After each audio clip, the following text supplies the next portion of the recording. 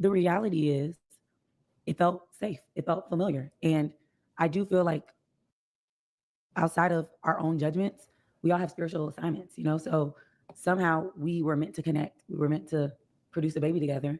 And so, yeah, at the time, my judgment was this is a man of good character. This is someone that I want to pursue a relationship with. And I take a chance. Understood. Still very fresh. You know, 6 days ago, you pretty much get introduced to somebody you had not known, you know, or on the level that you thought you knew them. And I'm just very curious if you can look back at things in retrospect. Were there any alarming things, any red flags that you can be like, hey, you know what? I did notice this, but I kind of look past it. Yeah. Well, as far as infidelity, no. You know, as far as like, you know, the volume of women and the deceit and the lies, absolutely not.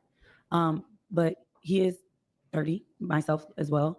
And so, you know, there were a few blind spots as far as like, you know, him navigating through life, you know, like just certain like big decisions as we've even learned through this pregnancy. Like, you know, those things definitely kind of raised a question, but never around like honesty and infidelity in women. Like never in a million years would I think that he would be dealing with women at this level. And outside of respect for me and, you know, our child, but even respect for himself, you know, like just exposing himself to that many people very spontaneously and stuff. I would have never guessed that. So I kind of want to get into that part. Hey guys, listen, I got a nice little special one for you guys. It's an interesting conversation, right? This is an instant situation with a young lady who's an influencer. I don't know if you've seen her story. Basically, she was with a gentleman, I think for about a year and so. She got pregnant, and then he cheated with 25 different types of women. Now, some people are calling him a covert narcissist. Some people are calling him a monster, whatever it is, whatever you want to call him, right? But I love these stories, not necessarily because of what people are going through, but rather because it's a good instance for us to be able to kind of get a bit of an understanding in terms of what we need to look out for when we are dating, when we are going into the dating field, and what mistakes not to be making. And I think this particular story is interesting because a lot of times whenever the story is told, it's told in a way almost as if like there was nothing else they could have done and they never saw anything. Now, of course, she's coming 6 days off the situation, so it's still fresh for her. Maybe she hasn't time to reflect. But a lot of times people, when they take their time and they actually really think back to what the relationship was like, they start to recognize and realize actually there was more to the story than actually is being that's meeting the eye. So let's just go. We're going to listen to the story. I'm going to push it back a little bit, go to the very beginning of the story so you can hear it. So somebody's an influencer, pregnant with that man's baby, and they were together, but he cheated on her with 25 different women. This is a story and a half. But let's get into this. I'm going to play the clip so you can actually watch it as well. Like a group of friends. And since then, in like a 6-month span, I had gone to LA 3 different times for work. And every time I would go to LA, I would link up with like our friend group. So we're actually friends before we started dating. And then that's when we shifted over to exploring a relationship. You know, I am very curious too, because... Okay, so she says that they were actually friends before they started exploring. I want to know what kind of friends you were. The word friends oftentimes used very loosely with people. And that tends to be what actually trips you up. Oh, that person's my friend. And it's like, are they your friend? Did you guys actually have conversations beyond 1 or 2 conversations? Like, is there genuinely a relationship between you two that you're actually calling yourself friends? You know what I mean? Like, because a lot of times people will say they're friends, and actually there's nothing really friends about what you guys are doing or even talking about. But friends would then connote that there is a deeper relationship that you guys have. And we're not necessarily privy to that because, of course, we weren't there. But I wonder what kind of friendship they actually had in terms of the depth of that friendship, or whether it's just that you just knew each other because you ran in the same circles. And we're going to get into it, you know, but from what we've seen that you share, a lot of, you know, his encounters were kind of these one-night situations. So this is a very personal question for you. When you met him at that party, his birthday party, did you get sexually active with him upon meeting him? Absolutely not. The funny thing is, it wasn't even that bad. When I went to that party, that was actually like a gold mine because, you know, people have all these kind of connotations around LA and like the culture and stuff. And I felt like I met like a group of genuine people just in one night. So yeah, we didn't even talk, text. We didn't have each other's number. So it was just a very casual interaction. Okay, so when they met, I guess the first time round, they weren't friends because you didn't even have each other's numbers. I think I'm missing something. This is why I said I think the story is missing something. Okay, so before they started, right? Before they started, right? When they first met, they didn't hook up, but at that time, she didn't have the numbers and stuff, right? So this is why I said about when you said your friends. I'm wondering what kind of friendship did you have? A lot of times people say this because they say friendship because we're cool, but that's not necessarily a friendship. I mean, just we're cool. You're acquaintances, you know of each other, but you ain't really friends. You ain't even got each other's numbers. You know what I mean? Again, I was kind of in my zone, so like I was there for work, and yeah, it wasn't until like 6 months later that's when we explored dating, and even then, it still wasn't sexual. It was, hey, I'm interested in you. Let's see what this would look like. So 6 months in, okay, after talking, after quote unquote exchanging numbers, I'm guessing, then becoming friends at that point, then we are actually now exploring whether this could be more. Okay. If I run with her story, I run with her story. So you're 6 months into talking, you guys are being friends, and then you recognize, okay, there might be a little bit something more with us here as we're talking. In those 6 months, I'm wondering what kind of conversations were had. I'm not expecting the FBI, and I'm not expecting you to turn into crime watch investigation, but I am expecting that you guys would have had some conversations because you guys are friends, right? You guys are cool, and then all of a sudden now we're exploring. So I'm expecting there would have been some conversations about the person's character, and you'd have been able to observe some of the behaviors as well, right? And see and hear some of the stories, because maybe they would have dated somebody else. In those 6 months, was he dating other people? How was he presenting himself? What are the things that he was talking about as well? That's also very important. This is nothing like kind of what he's done with other women. Absolutely not. Yeah, that's not my experience at all. I was very shocked to see, all that I saw. And yeah, I felt like, the information and the person that, I found out is just not somebody I'm familiar with. Well, I'm curious though, like what really drew you to him, because on a personal level, we spent conversations talking about the type of guys you interested in. And you had a pretty high standard for the brother that you really wanted to, bring into your life and have a real long-term relationship with. So what was it about him? Man, so yeah, initially at the time when he communicated he was interested, I was definitely dating.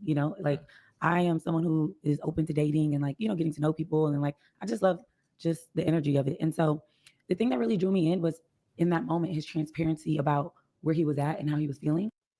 He was like, hey, I think you're super dope, and I'm interested in really getting to know you. And there was already a comfortability level there because we were already friends. See, things like this, that's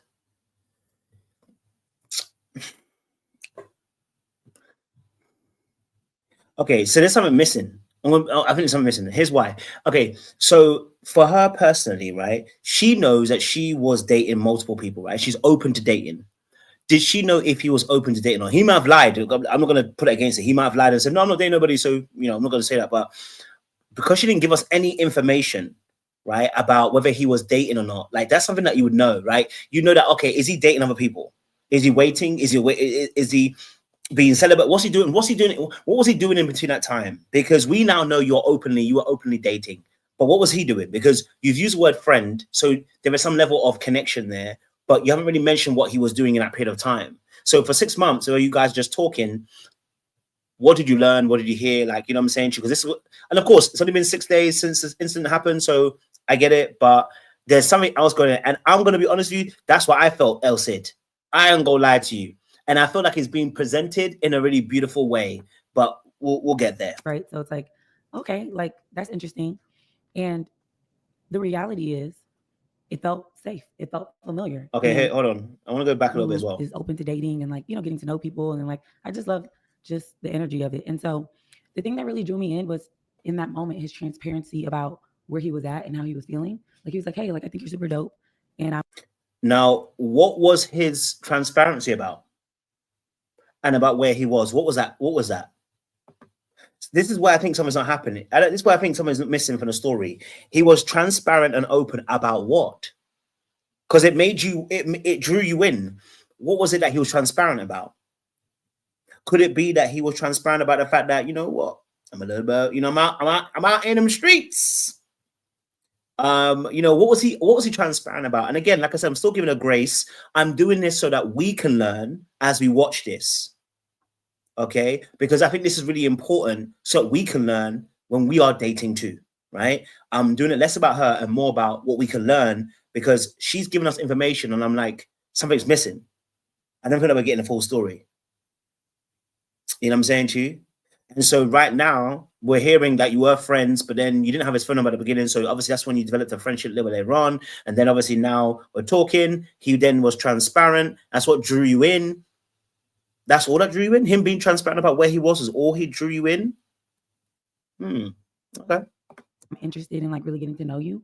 And there was already like a comfortability level there because we were already friends, right? So it's like, okay, like that's interesting. And the reality is it felt safe. It felt familiar. And I do feel like outside of our own judgments, we all have spiritual assignments, you know? So somehow we were meant to connect. We were meant to produce a baby together. And so, yeah, at the time, my judgment was, this is a man of good character. This is someone that I want to pursue a relationship with. And I take a chance.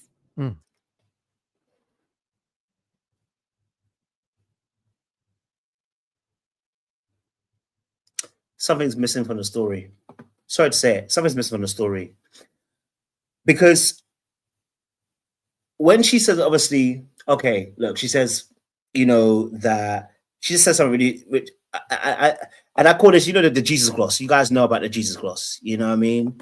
All right. You know, the Jesus gloss. I need to even change the name of this title of this video because this is the Jesus gloss. There because we're already friends, right? So it's like, okay, like that's interesting.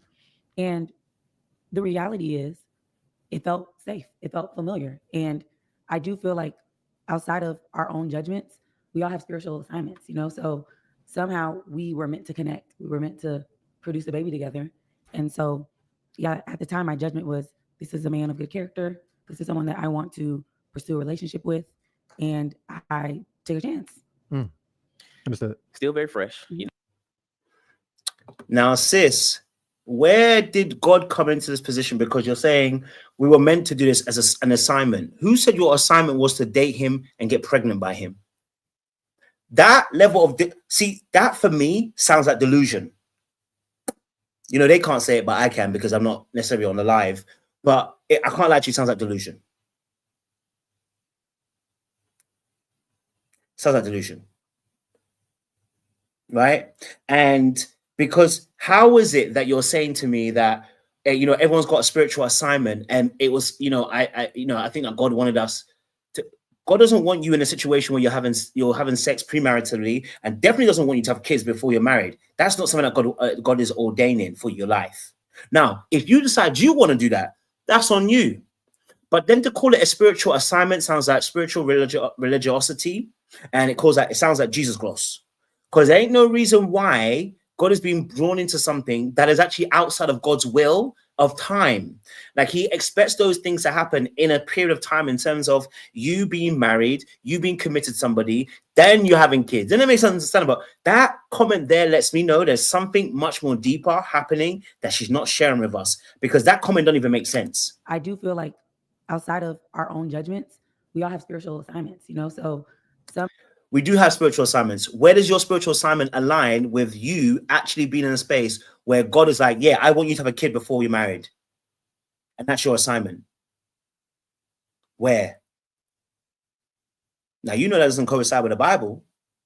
You know that doesn't coincide with the Christian faith. So how do we get to that thought process? You're not being all the way honest with us. You're not being all the way honest with us, sis. Again, I'm not blaming her for the man cheating. I'm only doing this so we can actually pay attention to some of the red flags that we have sometimes and we don't notice about ourselves. Okay? Now, we were meant to connect. We were meant to produce a baby together. And so, yeah, at the time, my judgment was, this is a man of good character. This is someone that I want to pursue a relationship with. And I take a chance. Understood. We don't even know if he's a man of good character because you're not being able to observe him. So there's no way you can actually know if he's got good character. What you do know is that he speaks a good game. And that's fair, right? We don't know if he's a good character necessarily, right? We know he's good game. I don't know if it's out. Well, let me wait and listen a bit more. Still very fresh. You know, 6 days ago, you pretty much get introduced to somebody you had not known, you know, or on the level that you thought you knew him. And I'm just very curious if you can look back at things in retrospect. Were there any alarming things, any red flags that you can be like, hey, you know what? I did notice this, but I kind of look past it. Yeah. Well, as far as infidelity, no. You know, as far as like, you know, the volume of women and the deceit and the lies, absolutely not. But he is 30, myself as well. And so, there were a few blind spots as far as like, him navigating through life, like just certain like big decisions, as we've even learned through this pregnancy. Like, those things definitely kind of raised the question, but never around like honesty and infidelity in women. Like never in a million years would I think that he would be dealing with women at this level. And outside of respect for me and, Okay, well, the question was around, has he had any red flags?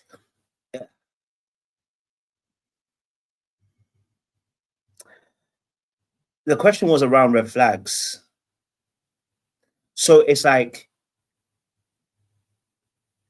she may need a bit more time, because 6 days has happened ago. So you may need a bit more time, because you're saying, obviously you're linking it straight away to the infidelity. Don't link it to the infidelity, because when you start doing it, you're trying to make those tenuous looks. Just what were the red flags? What did your mind look at and go, oh, that don't sound right, or that don't look good, or this doesn't sound right to me, or I'm seeing certain things that are a little bit making me feel some type of way, rather than linking it, oh, nothing that he did links to infidelity. Most people's links don't link to infidelity. Like, if you're going to, start going through my phone, we're not going to link that to you being necessarily an abuser per se, right?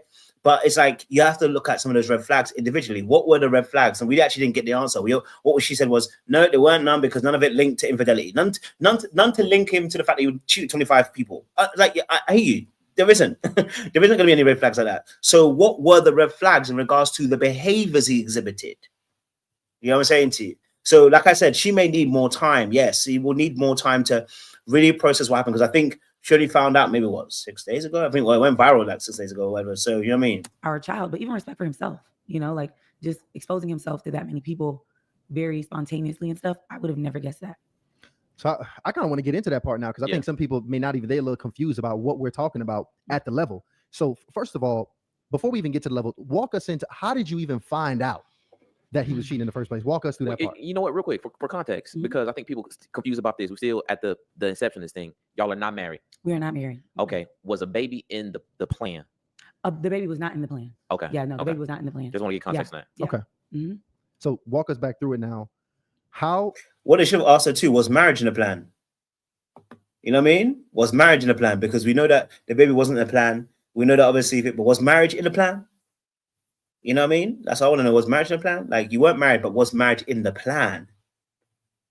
You know what I'm saying to you? That's what I want to know. How far were you guys in a relationship when you found out at this point? And how did you find out? Oh, man. So, like I said, met him, we were friends. We started dating. The truth about when we got pregnant, that 100% shook up our worlds. I was actually transitioning into LA, and he was actually transitioning out of LA. Wow. And so I found out a month into living in LA. So that was definitely ungrounding, because we just weren't planning to do so. And after finding out that news, that is where certain relationship problems presented itself. After you found out you was pregnant? Yes. Okay. And that went from like, what are we going to do? Like, at some point we were. That's interesting. So the problems that she said she recognized were after she was married.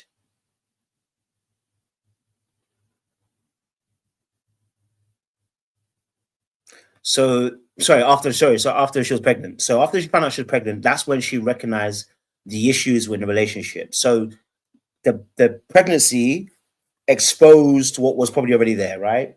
And highlighted things that were already there, or at least it highlighted it for her, right? In that space. Okay. Both not on the same page. We're on the same page. We're happy. We're not happy. Like, that was very disruptive to our relationship process. And so, for me as the woman who's carrying the child, ultimately, I just wanted to take responsibility for the fact that we both decided to, have sex and have a baby. And so we decided to move forward with it. And simultaneously in that process, we actually were exploring therapy already, just on like hey, we're dating, we're in a relationship, let's explore therapy so we can get to know each other on a deeper level. Come to find out we really actually needed that. So they're already exploring therapy as well, which is it's good, you know what I mean? It's really good. So I definitely hear that. They were exploring therapy. I wonder why. I'm not saying that it's bad. I'm saying I'm wondering why she decided to explore therapy. What was the inkling for her to want to explore therapy? Because it's not like they're doing premarital counseling. They're doing it. They're saying, let's explore therapy. Why? So what was the inkling for her to want to explore therapy? Because it's not like they're doing premarital counseling. They're doing it. They're saying, let's explore therapy. Why? They're saying, let's explore therapy. Why? I'm just wondering, because it's not like she's saying, oh, you know what, on the road to marriage, we explored therapy, we explored counseling, Again, I'm not saying you shouldn't. I'm saying, but what was the instinct to go to therapy? It's not a usual practice that people exhibit, like, oh, we're dating, let's go into therapy. I'm not saying that you shouldn't go into therapy. I'm merely stating that their instinct isn't necessarily to go to therapy when you guys have just started dating. So what's making you go to dating? To therapy. You know what I mean? The pregnancy was very disruptive because it was unplanned. Our lifestyles were transitioning. And so in that process, because I have flexibility with work and stuff, I was okay migrating back to the East Coast, handling what we needed to do, working through the relationship, and just being a responsible parent. I'm very curious. When you told him that you were pregnant, what was his initial reaction? So what's funny is he was actually happy. Wow. And I was like shocked. So the first initial, like we found out, like he was happy and I was like, whoa. Then roles reversed.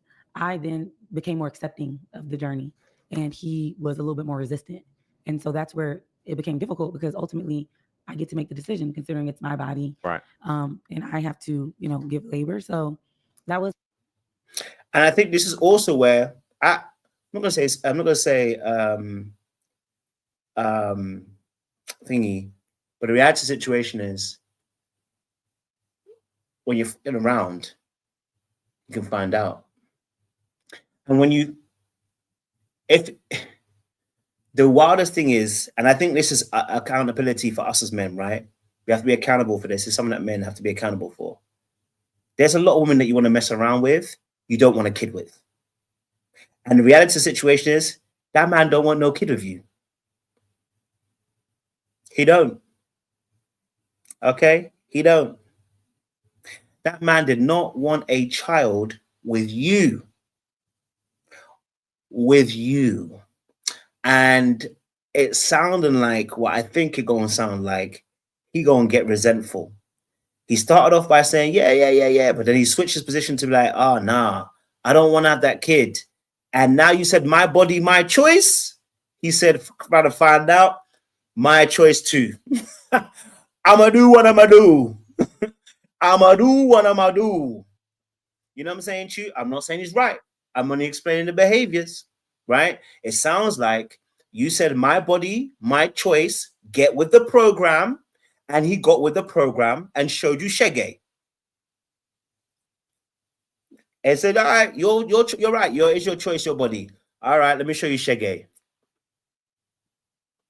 And that's the difficulty of this scenario because it is her body, her choice.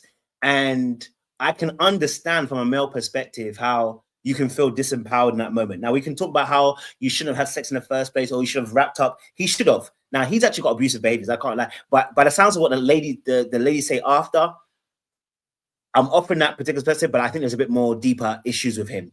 I think there's a lot more deeper issues. And we'll get in that in a second too. But what I'm saying to you is that, like, when you first start and you're doing all this madness, you know what I mean? Like, you thinking that you can get away with it, yeah.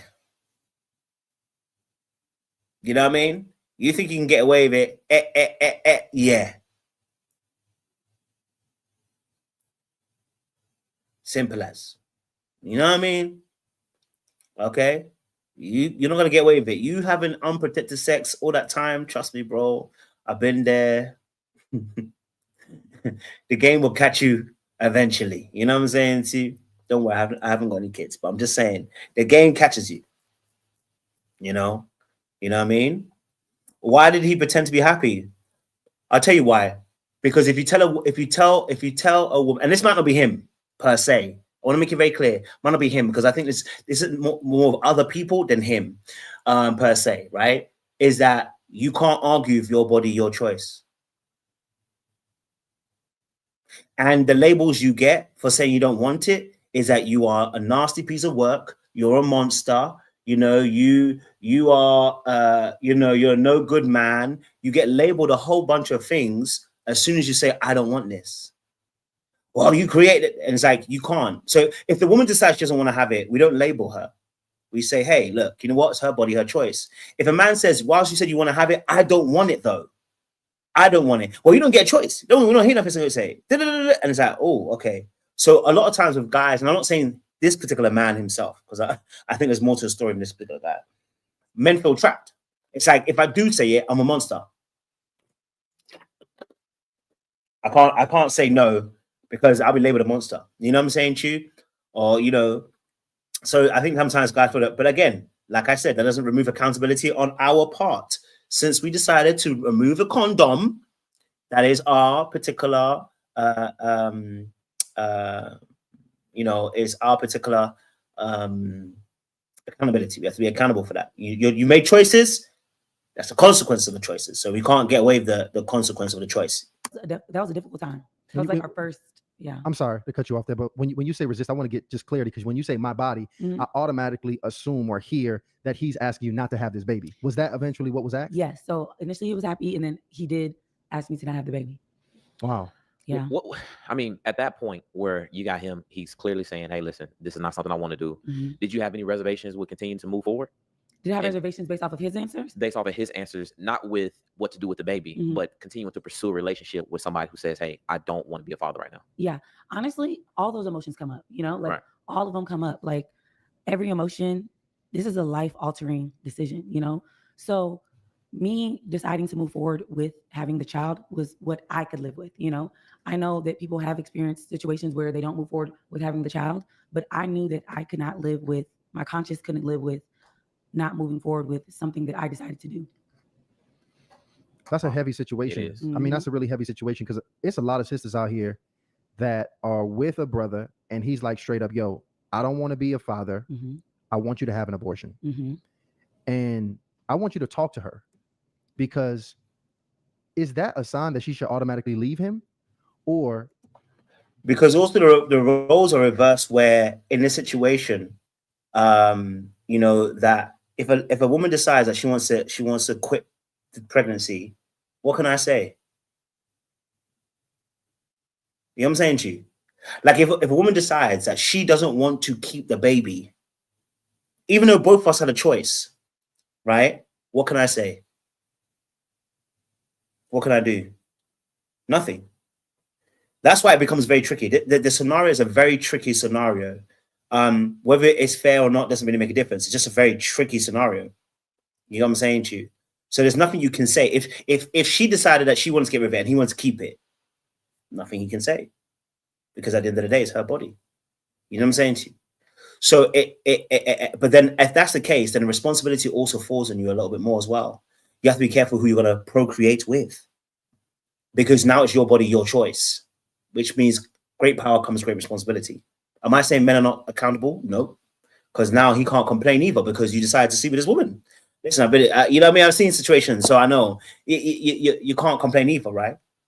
But now we're in a situation where this particular man is not the best fit for fatherhood. He don't want the kid. It sounds like he don't even want you at this point. Now we're going to have a kid as well. Ooh. Bit tight. Is there a chance that you think that she could still have a good relationship with that kind of guy, just assuming that, you know, they don't have a child together? That is a really good question. I think every circumstance is different. So you have to first, you know, kind of take inventory of your life, where you're at, you know, what you can live with, what you can't live with. But ultimately, I do think that both women and men need to take responsibility for when that decision matters, right? So as a man, that decision matters when you decide to have unprotected sex with someone, when you decide to not pull out, when you decide to ejaculate. That is the moment you have the decision if you want to have a child or not. Once you are conceived, I mean, not once you are conceived, but once a woman is expecting, then it's ultimately her decision as far as what she's willing to take responsibility for. Is she okay going on this journey on her own? Is she okay having to navigate a relationship with someone? So the first step is knowing when you have the responsibility of the decision. Then after that, I'm going to be honest. I'm always going to promote togetherness. I think that it's important for, you know, families to not be broken. But the reality is, once you have a child out of marriage, it's already broken, you know? So again, I'm always going to be someone who takes responsibility for my decisions, my life. I want to be able to like know that I can live with certain things. But you also have to understand, like, okay, even though I'm working on this relationship and I want togetherness, it's already starting off with a rocky foundation. Very good perspective on that. Okay. So, you know, for all intents and purposes, you continue the relationship, you know, despite kind of what he shared, and you working it out. How are things up to the, you know, you actually finding out about the cheating? How is the relationship progressing? Man, it would have its moments. You know, I think even through this process of just this recent information, I am starting to understand how we both approach challenges differently, So I think for him, in my experience with him, his actions don't always align with his words, so that can create a lot of inconsistencies in the relationship. As far as me, I'm so used to doing things the way that I, have done them before. And that can be challenging when you're trying to work with someone else as well. So yeah, at the end.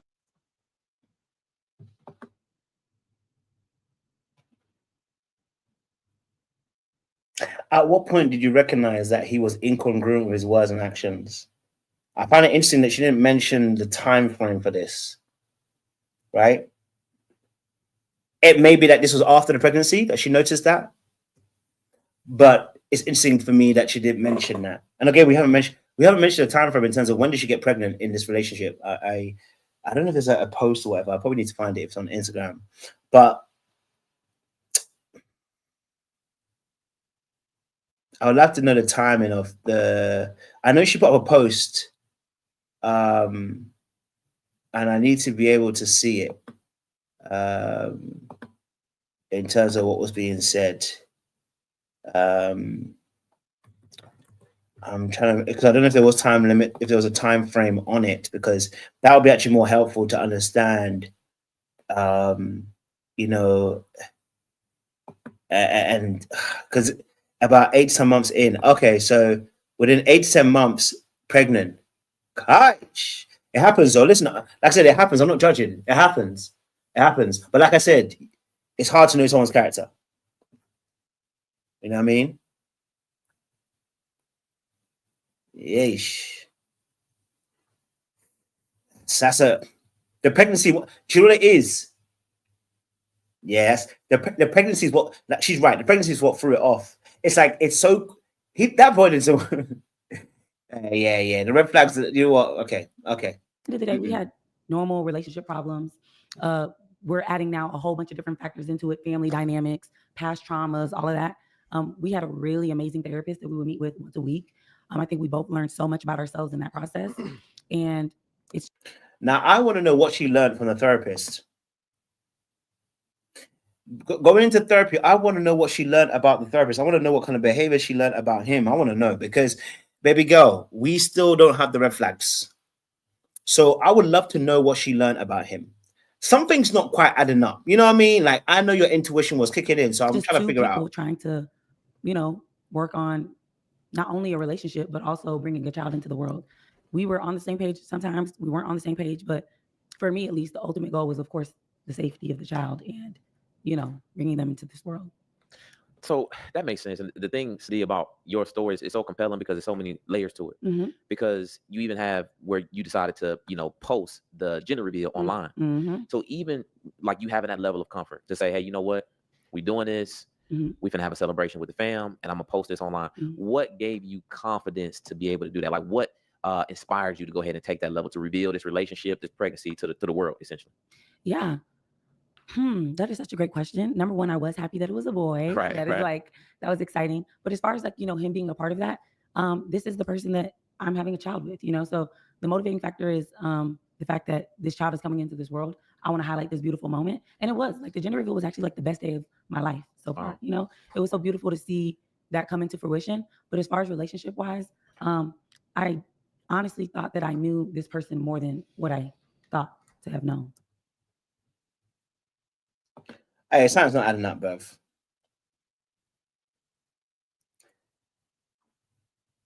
Something's not adding up, bruv.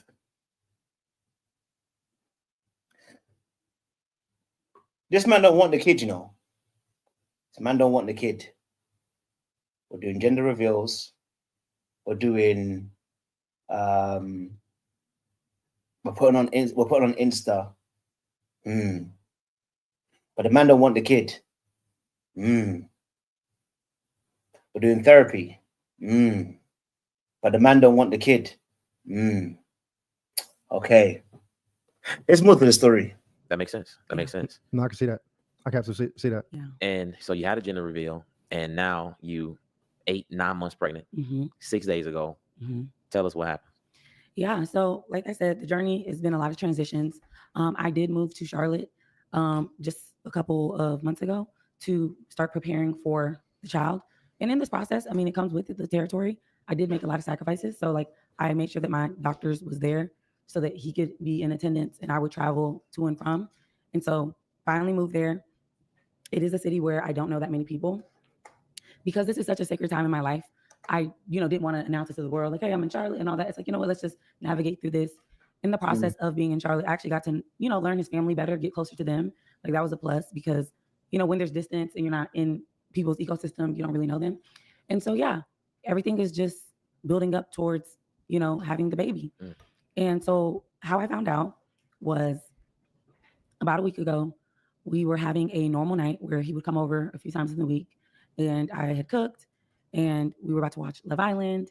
And it was just kind of like, we were really coming together as far as like, family and home. Like we're about to move in together July 22nd. I'm giving birth, July. Okay, so the man was about to move in, you guys were about to move in together, literally about to move in together.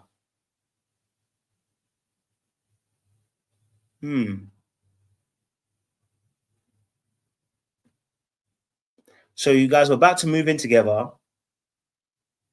and about to go forward.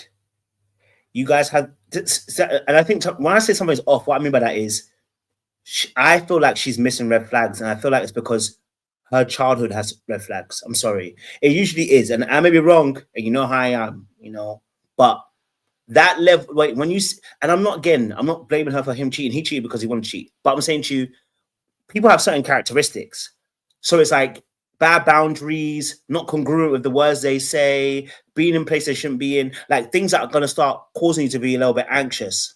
You know what I mean? And then, they're about to move in.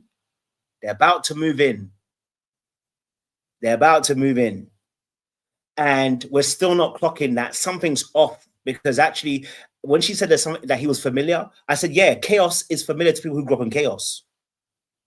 Chaos is actually beautiful to those who have grown up in chaos. And so, yeah, that Jesus gloss again, it's like you're covering up something, and I she'll go a bit deeper. 23rd, like car purchases, like, we're really like working together to do this. And so it was a normal night and we ate, we watched TV, we're laying. Like, I want to know whose idea was it to move in? Was it his or yours? Because apparently he was staying at his mom's yard.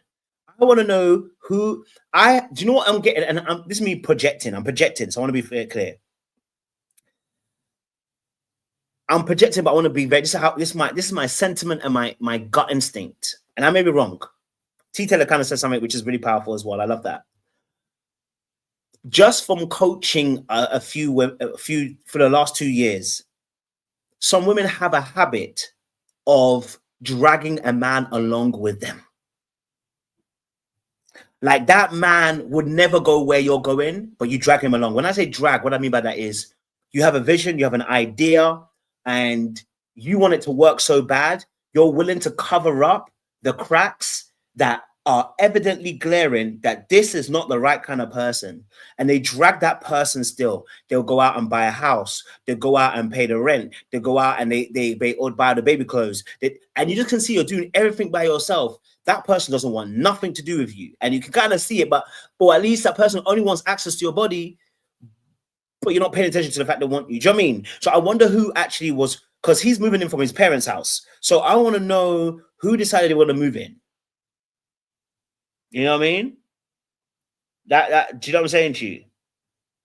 So next to each other, and he was sleeping next to me, and he was snoring like really loud, and so his phone light was lit up on his. And it almost gave me a little bit of energy, like, and I'm not saying this is her specifically, but my gut instinct was kind of telling me. My gut instinct tells me I'm actually right. By the way, this is not me saying I'm absolutely right, but I almost got the feeling like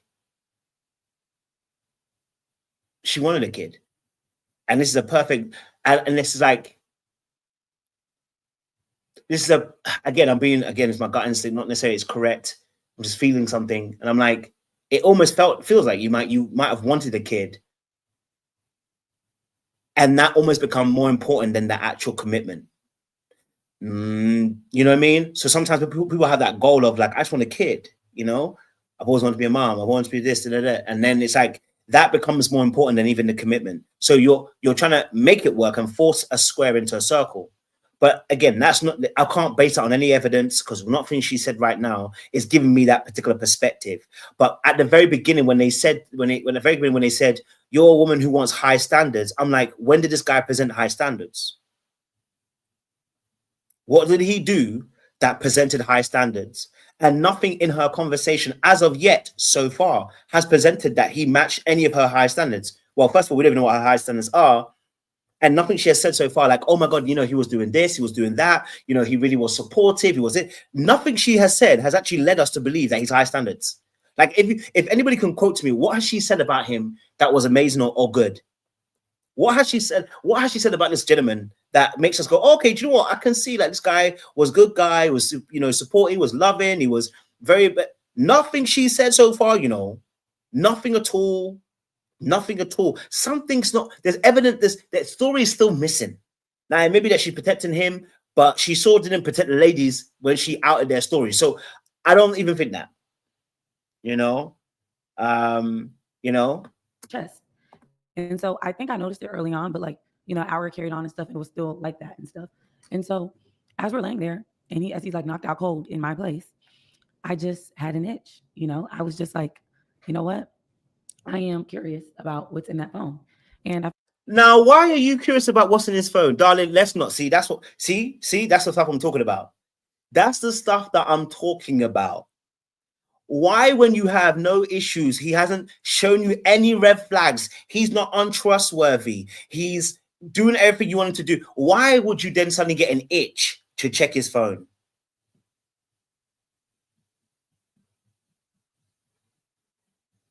Come on, darling. Come on now.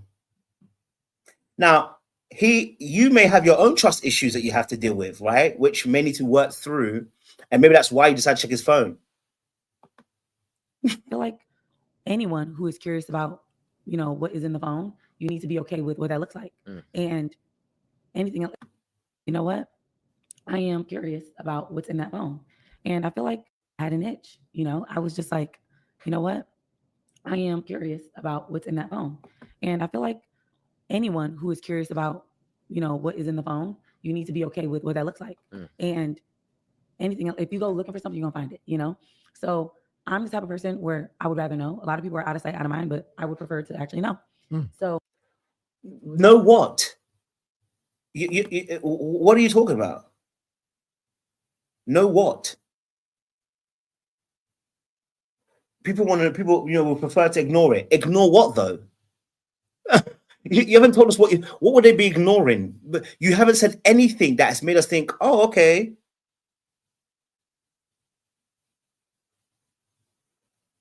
That's what I said, that something's not being told about the story, or she's not being all the way honest about how this. And you see, that presentation tells us that either you're not telling us the full story.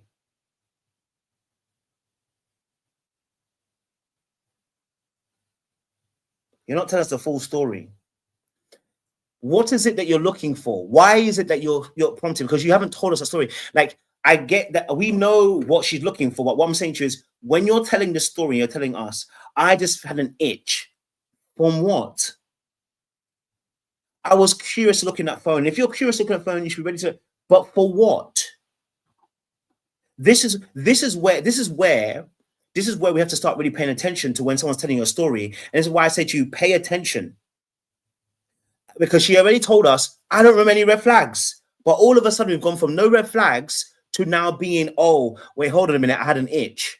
How? We're like 20 minutes into the story, and we're 20 minutes into the thing, and we've gone from no red flags to now, suddenly I've got an itch. That should tell you one of two things. Either she's not being honest about the story, and he genuinely had more red flags than she actually wants to admit, because she's still playing a fairy tale, or number two, she's a red flag herself. Which will then have to lead us to questioning her type of man that she chooses. If we're talking about accountability, again, I'm not removing his accountability for him cheating. Him cheating is wrong. It's abusive. I don't really like, I'll call it what it is. Cheating like that is abusive. I'm sorry. Like, you cheating 25 women, it's abusive. He's a villain. You know what I'm saying to you? I don't care what his reason is. He's a villain. My question is, Why is it though that she's in a situation? What is it that they asked her, you had high standards. Why did you choose this man? We didn't get a full answer. We've gone, what were the red flags? We didn't get a full answer. We're now here, and all of a sudden you want to check someone's phone. That should tell you something's not quite right. That's why these details are important. It's why you shouldn't rush. When people tell you a story, don't rush to choose a side.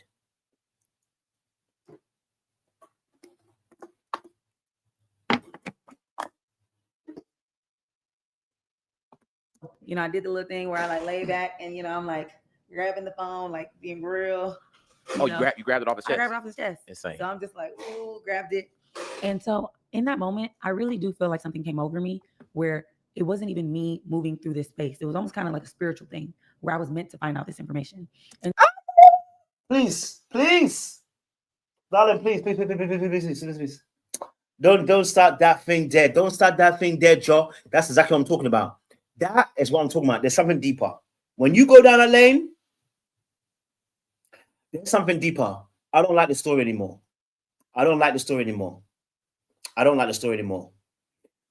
You gonna go through someone's phone and tell us, I just felt like the Holy Spirit was telling me to. No. Holy Spirit ain't tell you nothing to do that.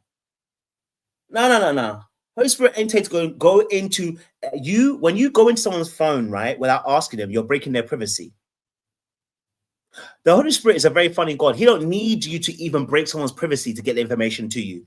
You decided, just like you did with this relationship, to go and do what you did. Don't put that on God.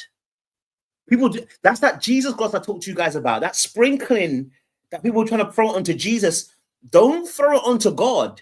You decided you wanted to go into his phone and you went to break his privacy. Now, whether he was cheating, we know he's cheating. You found out he's cheating. I hear it. That's not God, though. You deciding to break into his phone, Jesus didn't even need you to do that. If God wanted to let you know, I'm telling you, listen, as somebody who has gone through something similar, maybe not 25 women, but something similar where someone was moving mad, my dreams were infected.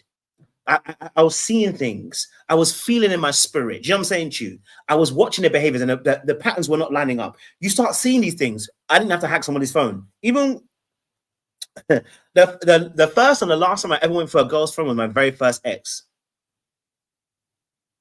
After that, I never did it again. I don't ever have to do it. You know what I'm saying to you? I don't care if you're cheating or not. I don't need to go through your phone to prove it. Once you're connected with people, you start to get to know their patterns change, the way they talk changes, their smell changes. Ladies be cheating. If you're cheating, your pH is gonna be off. Like you know what I'm saying to you? Like you gonna know. You know what I'm saying to you? And you're right, El Cid, the spirit will, because I've had situations where I'm telling you, people have unfortunately connected their phone to laptops, their phone to other systems, and the person has gone onto their laptop just looking for emails, and unfortunately, an email's come into their email. Like things like that happen all the time. You know what I'm saying to you? Where coincidences aren't coincidences, but she didn't have a coincidence. She went searching, which tells us that something wasn't quite right. Sis, tell us the truth. What was really going on? What was really going on? What was really going on? So I didn't even do what someone would typically do when it comes to like looking through the phone. The phone was already unlocked. I went straight to the inbox. Huh? The phone was already unlocked in 2025.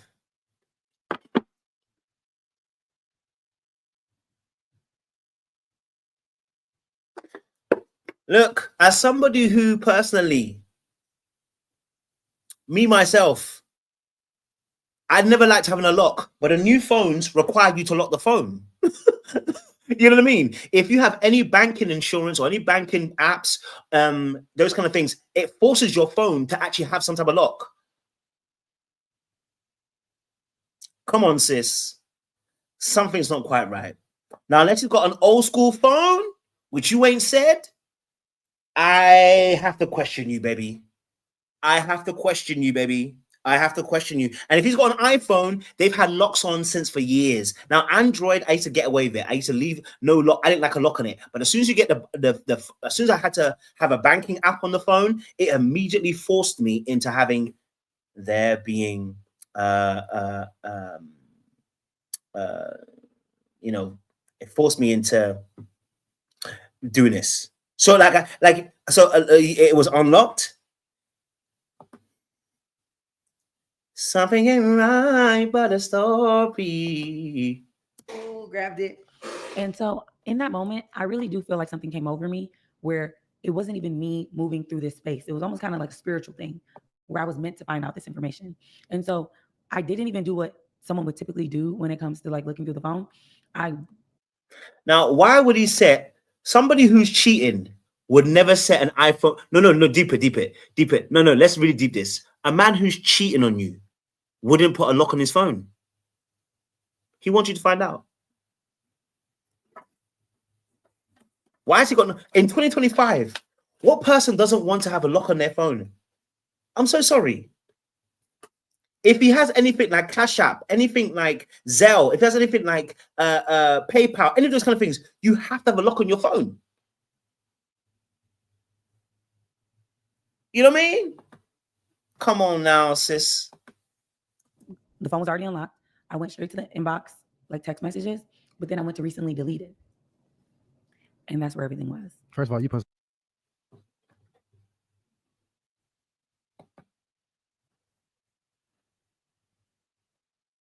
you know too much. You know too much. I need to know her history of dating. Have you been cheated on before? Why is your thought process going straight to recently deleted? You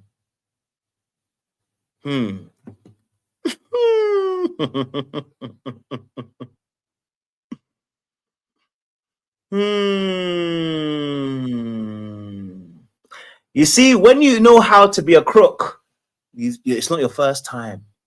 It's not your first time. It's not your first time. It's not your first time. And my thing is also, why is it that he's on recently deleted but didn't know how to delete everything from the recently deleted?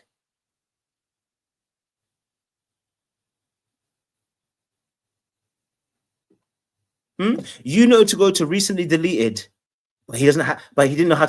He didn't know this, and he didn't delete his recently deleted.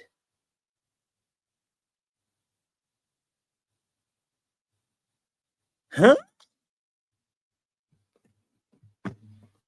Okay, I hear it.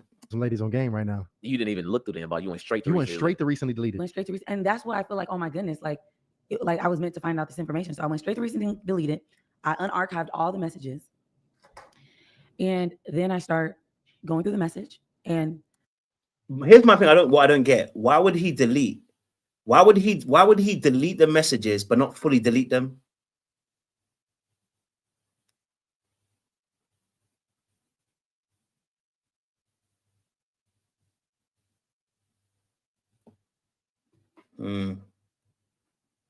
He's not good. He's not a good liar himself, if that's the case.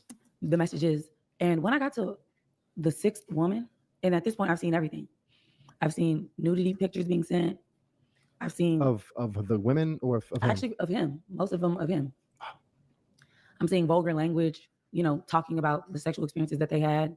Like, excuse my French, but come on this dick. You know. Oh, so he is the initiator For of sure. the sex talk and the photos and all that stuff. I'm seeing the same messages being sent to the same girls. Hey, sweetheart. You know, I'm seeing, you know, women asking, Cash App me this. What's your Cash App? You know, and like, you know. So if he has Cash App, can anyone confirm? If you got Cash App, does it not force you to put your password in on your phone? Like if he's got Cash App and he's able to Cash App women, he's got Cash App on his phone, right? Does it not force you to have a password on your phone? If I remember correctly, I had Cash App on my phone. It required you to have I'm sure it required you. It would force your phone to have a password because you have sensitive information on your phone. But hey. Anyway, shoot. That's true. Some people don't know how to enter the bin. I hear it. So by the 6th person, I said, okay, I actually need to write down all these names. So I started a list. And that's how I even got to the number 25. Because I'm seeing each name and I'm like, okay, it's not stopping. It's not stopping. You know, so okay. So that's crazy, by the way. And that's what I was thinking. I was thinking, how does she know it's 25 plus? Because 25 plus is like etched in my mind. That's a big number too. It's a big number. I'm like, it's no way. There's no way this dude has been with 25 plus. You really got to be putting in work. You literally have to be single every single time you walk outside. It's like, essentially, everybody knows you are single. Facts. Except for your girl. Except for your girl. Okay, literally. So this is all happening. Ooh, I even put notes next to it. Yep. It was Destiny, Deja, a nickname named Thang, Demiria, Angel, Jamie, Camille, Sydney, Anita, Sabri, Charlene, Naya, Denisha. Then I start taking notes. Destiny, twice unprotected. Deja, unprotected at the property.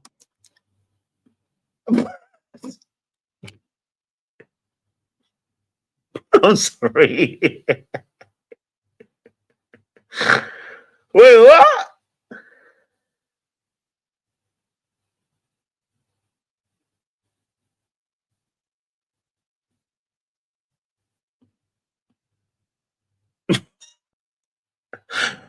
I need to check out the lyrics of DMX, yeah, for real, because that's all I could think of. As soon as I heard DMX. Like, as soon as I heard that DMX, and I don't know how she knows it was unprotected. I don't know how she knows it was unprotected. That's the part I don't know. I don't know how she did it. I don't know if that's a conversation that they had and they were saying it. I'm just gonna be honest with you. In my dealings, in my nonsense, I wasn't having conversations with women. When I was in Egypt, I wasn't saying, oh, we had unprotected sex. It's not a conversation we're having. I just, do you know what I'm saying to you? Like, you know what I mean? Like, you might have it once or twice with something with one or two people, but as a consistent theme to know, I'm like, you know all of this.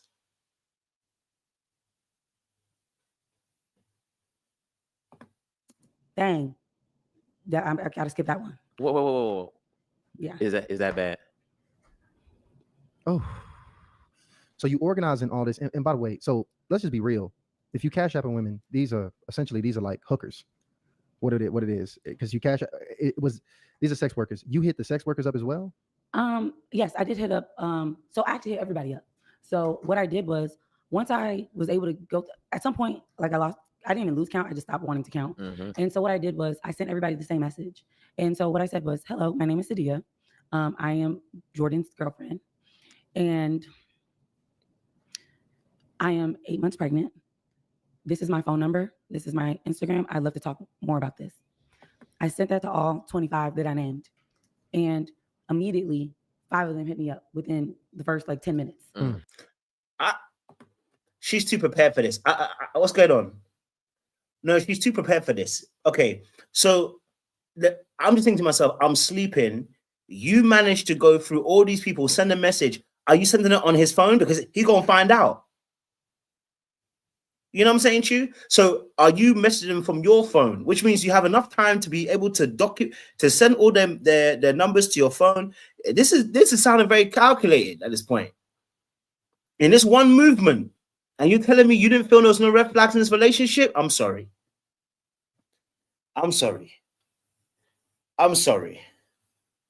There's something afoot here. He definitely a dirty little low-down cheater, but something's up with the story. And so after that, I then archived all of those messages, and then I permanently deleted it because obviously I sent a message. And then I did go to the Cash Apps. I did go to the. Okay, so she did all of. Damn, he was sleeping. So he was sleeping this whole way through. You managed to send group messages to everybody, and I'm guessing obviously send them to your contact details. Then you managed to delete the messages and permanently. With the hopes that what? I mean, again, maybe she missed out on a story. You didn't tell them not to message his phone. You know, in his space. What's going on? You know what I mean? And then all of a sudden, you delete all those messages, and you have time to even go through the Cash Apps.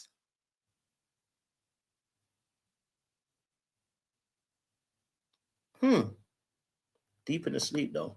Other apps in the phone and find out more stuff. And I also kind of found out the whole play of how he would even engage with these women. You know, it looked like Facebook dating. Okay. So he would go on there, tell a girl to link up, and then they would then have sex. And sex looked like anywhere. It looked like at his job, at his office.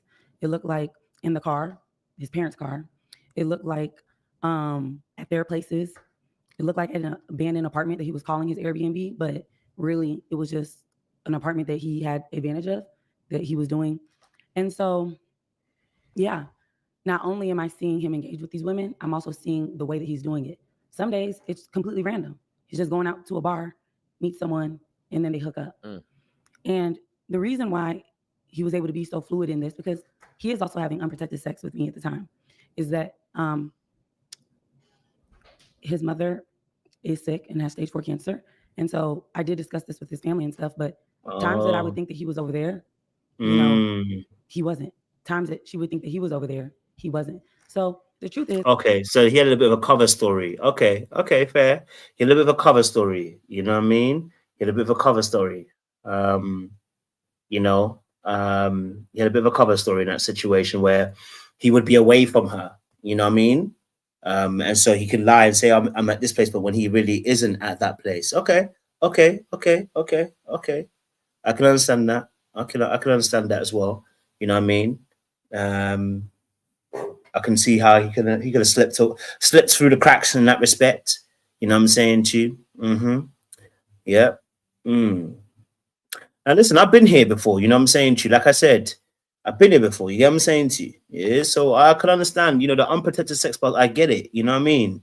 I'm understanding where you're coming. Even though I felt lied to and betrayed, he's also lying and betraying everyone around him. Right. His family, his job, these women. It's a complete disregard for anybody, his child.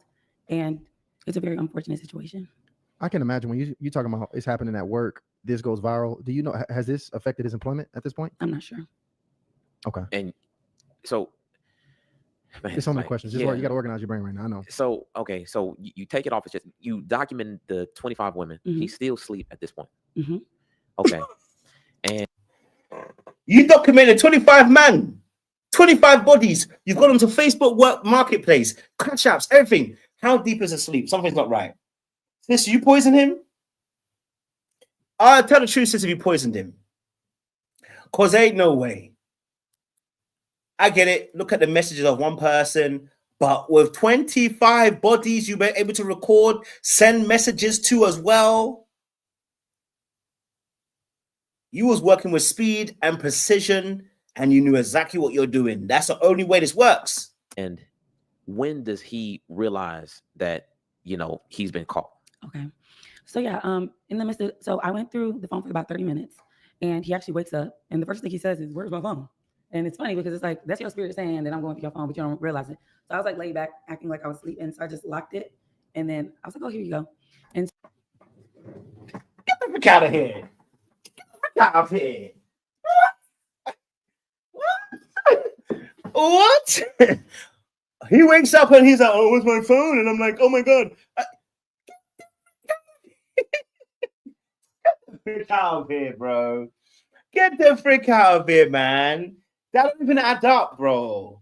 Or he wakes up and he's like, "Oh, where's my phone?" I'm like, I lock it. What? Get the frick out of here, blood. You're lying. You're not telling us a full story. I'm sorry. You're not. Yeah. Their story's not being told in its full entirety. I'm sorry. You're not telling us the full story. The composure even the composure, how she's telling the story right now, there's a lack of emotion right now. You've been cheated on by 25 bodies. You find out he's a sex addict. He cheated on you while you're pregnant. It happened 6 days ago. We're not seeing any ounce of emotion.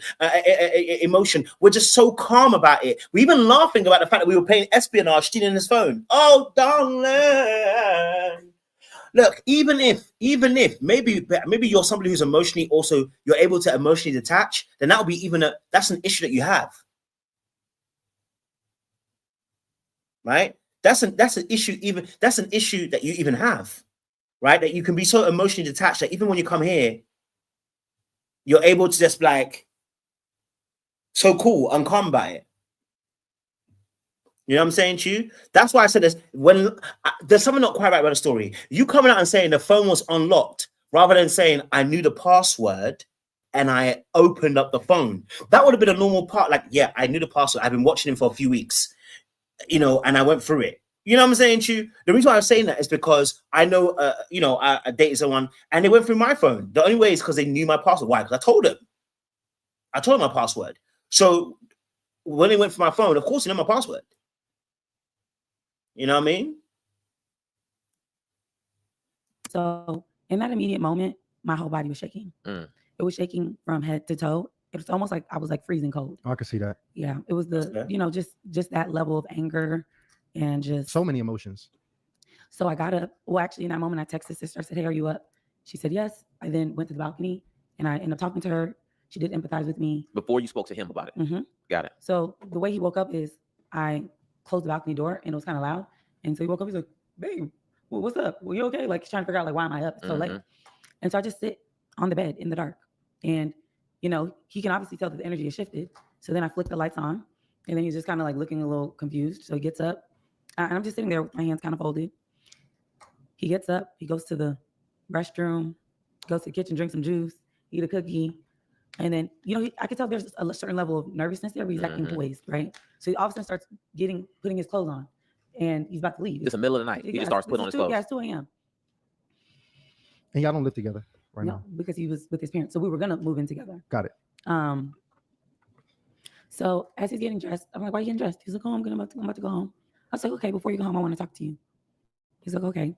So I'm standing up and I'm looking directly at him in the eye. And I say, "Have you ever cheated on me?" He looks me in the eye. He said, "No." I said, "Okay. Have you ever had unprotected sex with women?" He looks me in the eye and he says, "No." In that moment, nothing even mattered, as far as. Damn player. Damn player.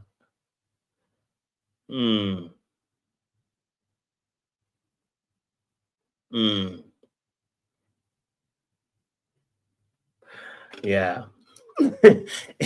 Our brother said he was trying to get out quickly. He's like, something's not quite right. I need to get out of here. You know what I mean? Like, I need to be gone because old girl's about to start something. I need to be at a distance before she calls me and tells me something. So I need to be out. Okay, I hear it. Our relationship, what we've been through, all of that, I felt a deep level of betrayal. Like, I don't know this person. Right. Because they can look me in the eye and tell me a lie. No. And I just saw all that I saw. So then I started spitting out receipts. So you didn't just kiss this girl on Friday. You didn't just link up with this person on this day. Ooh. You didn't just send this person this. And he's just looking there with a blank stare. I said, I have all the receipts. I have everything. And he's just standing there. And so me being upset, I said, get the fuck out of my house, And so he was already dressed. And so he starts trying to walk out. And I'm just speaking the emotions that I'm feeling at the time. I'm like, you're a bum. I was like, I won't respect you because you can't even be honest with me in this moment. And so he's like walking out. And I made sure that. So is he a bum? Because it sounds like he's a bum. Baby girl, it sounds like he's a bum. That's the first insult you bring is that he's a bum. The first insult usually has a ringing of truth in it. Like if a girl says to you, your dick is small, excuse me for language. She's like, if your dick wasn't small, she ain't trying to go for that one. If you ain't got no money in the bank, she's going for that one. Like whatever she felt like she's been holding back on, that's the first thing she's going for. You know what I mean? Because she's been hurt. So he's a bum. Is that what you're trying to tell us, sis? He's been a bum the whole entire time? Tell us the truth about what you feel about him. He's a bum, isn't it? He's been a bum and you've been covering from the whole entire time. Be honest. He's a bum. He's a bum and has been a bum and will continue to be a bum. But you've been propping him up with the stories of how great he is when really and truly you are bobbing the builder. I think that's what really happened here. You are bobbing in the builder of this situation. Now, I'm not saying that to take accountability for his cheating. I'm more saying for you not to choose that again. It's not about financial levels. It's about you thinking he's a bum. Why do you think he's a bum?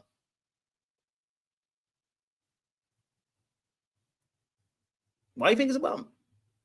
I know she said that. She said a property that was like an Airbnb, but not an Airbnb. I wonder if he actually even owns it. Does he even own it?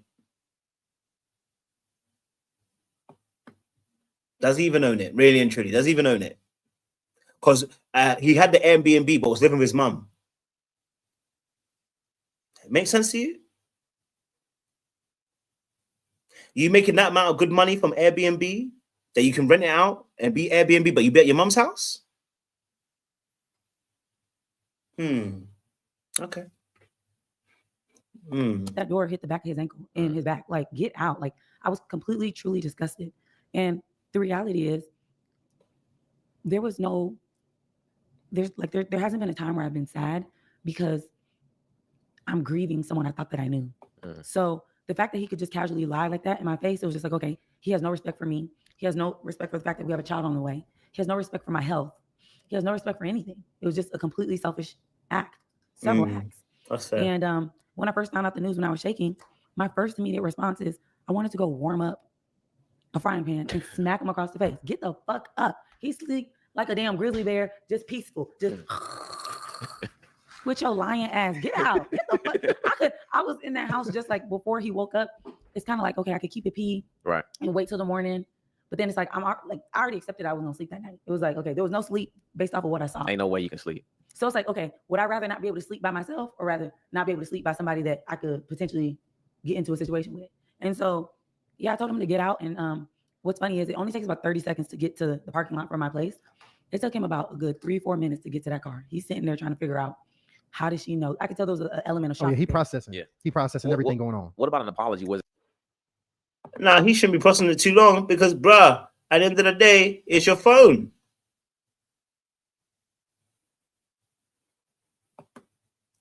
When you think like he ain't smart because he didn't think to himself, wait, hold on. The moment I woke up, the phone where it wasn't where I left it. And I thought to myself, where is my phone? And then she then suddenly tells me to get the heck up. You're not going to put 2 and 2 together?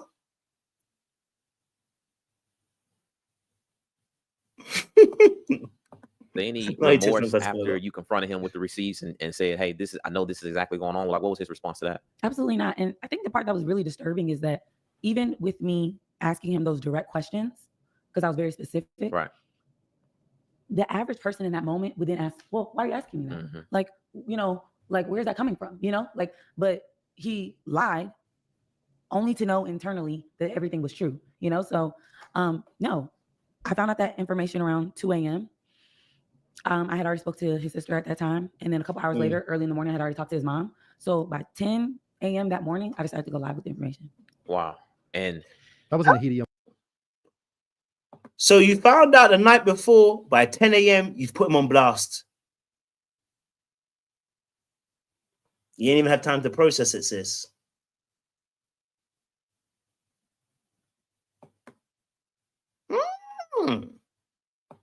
Damn. He lied only to know internally that everything was true, So, no, I found out that information around 2 a.m. I had already spoke to his sister at that time. And then a couple hours later, early in the morning, I had already talked to his mom. So by 10 a.m. that morning, I decided to go live with the information. Wow.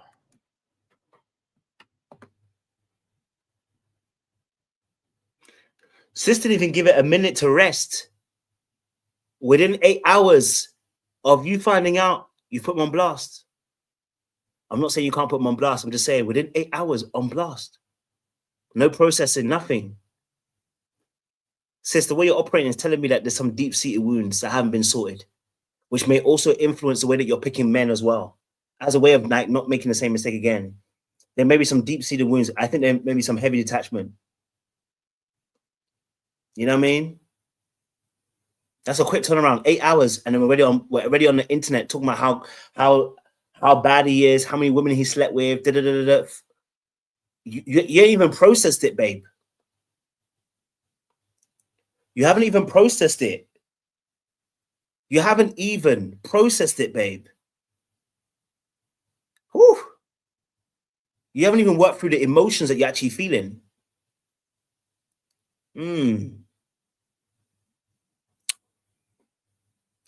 Yeah, there's some level of avoidance there. There's definitely some level of avoidance. Her initial reaction to yeah, I think that could be she's known for a little while that he's been a bum. She's known for a while. And that was in the heat of your emotion. Yeah. That was pretty much in the heat of your emotion. Yeah. And also what I will say is before he woke up and after I had, it was like an in-between time where I had to go to the restroom, just being 8 months pregnant. I'm using it every 2-3 hours. I actually prayed. It was after I was shivering, I believe. Like when I got up, I think I went to the restroom and I prayed. And I was just like, God, like, I really need you to guide my steps because this is heavy. You know, this is very, very heavy. And I do think that once I prayed, regardless of how I responded to him, there was a certain level of peace that came over me. So when I posted that and I went public with it, it was very intentional. I had already decided and accepted what I wanted this journey to look like. And how? See, that tells me you've known for a little while. And see, that's why I can't buy your story. That's why I can't buy your story. Because how have you already decided the journey you're willing to undertake? You're already ready to undertake, and you know you already know what it's going to look like. Why are you not processing what's happening to you? You've been cheated on, darling. 25 other women, and your first thought is to go straight to you've not. That's what I'm saying about these red flags have been happening, and she's not been honoring herself by saying that. And then now she's telling us a story to make it as if like it's a moment she found out in that major moment. Nah, sis, there's more to it. You're dealing with a bum Negro. And he's been bum, and there's been instances, and I don't feel like you're actually being honest about what you've seen. You know what I'm saying, Chu? Because the level of shock and the reaction to the shock of you going straight into, I'm gonna blast him, put him on air within 8 hours, and then I'm already thinking about the journey I want to look on and be upon. Huh? Yes, and she's also an influencer, so it could be like, this is my moment. I'm gonna utilize this. It could be what we call a perfect storm as well. A perfect storm is like sometimes a moment comes up where you can utilize your pain in this. Well, use a perfect storm in the sense of like an incident happens that perfectly coincides with something else, and it works in your favor. This could be one of those moments.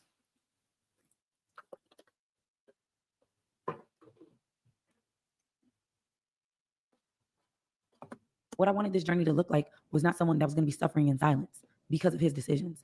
I don't deserve that. I'm in the most vulnerable time in my life. This is my first pregnancy. This is my first child. Like, he's supposed to be the one protecting us. Like, I don't need any of this. So I'm not about to carry that burden because he decided to be selfish. So when I put that out there, it's because I wanted to rip the Band-Aid off of a lot of things. I wanted to accept my truth. I wanted to empower people that I am human. I wanted him to take some level of accountability by even being exposed in this way. And honestly, I was okay. Like I said, going back to my first point was I was okay with just the responses and the reactions of it because it's my truth. But you haven't processed even your truth. You haven't even processed it. That's the whole point. Like, you haven't even processed your truth. You know what I'm saying, Chu? Like, I get it if you've processed it a little while and then you're like, let me share my story with you guys, blah, blah, blah. But since we haven't even processed it, the body's still cold, the body's still warm. You know what I mean? They ain't even in the ground yet. This. So I'm not about to carry that burden because he decided to be selfish. So when I put that out there, it's because this is my first pregnancy. This is my first child. Like, he's supposed to be the one protecting us. Like, I don't need any of this. So I'm not about to carry that burden. And what burden is she carrying? There's a part I don't get. What burden is she carrying? Why do we as a world need to know? I'm not saying you don't have to tell us. I'm saying, what is the burden?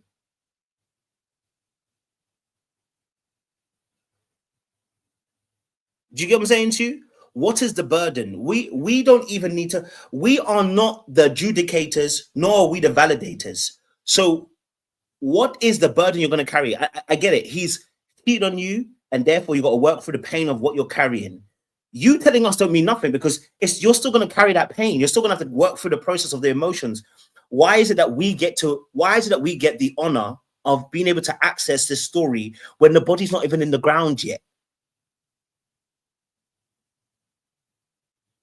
And the syntax and the sign that I'm probably using big words. I don't need to. Let me just be honest with you. The way she's putting the sentences together sounds like that woman from last time. That's what's concerning me. The way she's putting the story together sounds like the previous woman that came on this platform and spoke about how her children were abused. And it's like that same kind of like, I'm here to help everybody else. What for? You're still drowning. Why are you thinking about everybody else? You are still drowning. Why are you trying to save me when you're drowning and I'm drowning, you need to get out the water first and then offer me a hand. You drowning.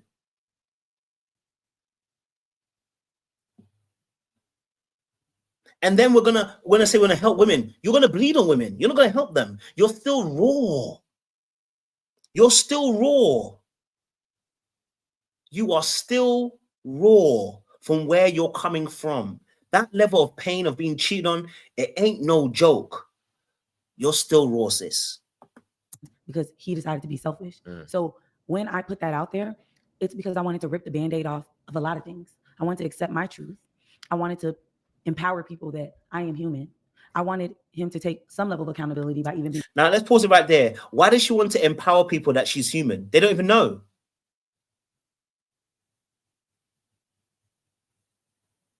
They don't even know. So why would it be that you're even human? They don't even know that he's done this. It's been 8 hours. And unless he's going to come out and out himself, nobody's going to question that you're not human. So why are you thinking about what they're thinking about? There's too much focus on the external. They're not going to know that you're not human. What? Because the relationship didn't work out. You're not even going to tell them yet because you haven't even processed it yet. You know what I'm saying to you? Why is your forefront thought about what they're going to do?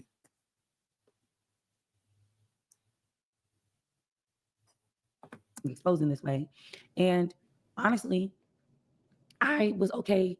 Like I said, going back to my first point was I was okay with just the responses and the reactions of it because it's my truth. And so as far as like him apologizing and taking accountability, he did not contact me until maybe 7 hours later. And it was just an insulting text like, yo, I know you hurt, but it was immature for you to air all this out on Instagram. You know what? That's a whole, he just put that up. You're not helping yourself, Captain. You know, I mean, I don't think she should be putting it out there as well. But you know what I mean? Like you said in the message, like saying this is immature, that ain't gonna help nobody, brother. Okay, that's not helping your case. You just also confirmed that you definitely did this as well. But bro, like you saying, you know, you don't need to tell the world, you know, and you're not even having a conversation with her, not even talking to her properly. That ain't gonna work. You know what I'm saying to you? Conversation too. But I want to talk to you before we get to that part. It was a couple of people that you hit up, including the women. Okay, the women in his family and the women that were a part of, you know, his escapades, sex escapades, and whatnot. Why did you decide, after seeing all of the evidence that you needed to confirm that he cheated, why did you decide to then reach out to some of the women? I think it was all simultaneously happening. Okay. So when I initially found out, 5 of them responded right away. It was, hey, I'm so sorry, I'm shook. Like, you know, they're saying his name very casually, like, you know, they know him, like, a relationship. Yes, they're like, I'm shook, Jordan. Like, you know, like they're like confused too. So a lot of that was happening in real time, you know. So it's like I found out the information, I called the sister, 5 girls are literally contacting me in the middle of the night, they're up. And as far as like all of the receipts, that end up being a buildup of time. So some people I talked to at this time, some people I talked to at this time, some people automatically sent me voice memos, some people automatically text me. But the truth is, a lot of the women were very loyal and receptive to letting me know their experience. And I think it was just maybe my approach, the vulnerability of me being pregnant. But yeah, they were about 18 of them confirmed so much. We need to look at some of those messages too. Yeah, because I want to get your perspective. 18 of them. Right. So we got some of the early ones, right? Nah, she's building a brand. I'm sorry. You can't convince me otherwise. She's building a brand of this. I can't lie to you. She's building a brand. She's building a brand. The language is off. The language is off. The language is off. For somebody who's just gone through a situation where they've been cheated on by 25 women with a man with 25 women, or whatever, the language is off. The language is off. The language is off. It doesn't sound right. It doesn't sound right. I'm not saying it didn't happen, by the way. I'm not gonna try to fight that whether it didn't happen or not. It's the way she's describing it. This feels like not a cash grab, a grab. It feels like a clout grab, quick. It's like you're using your pain and you're about to monetize it because the way you're dealing with it, it's like, and that tells me also too that the way that it's probably you dealt with this man, you probably might have known he went ish. A lot of the women were very loyal and receptive to letting me know their experience.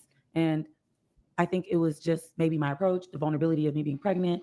But yeah, they were about 18 of them confirmed. Now, I'm not gonna try to nitpick, but I'm gonna nitpick. What does loyalty mean? I don't know what they're being loyal to. What are the ladies being loyal to?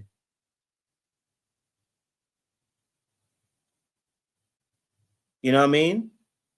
What are they being loyal to?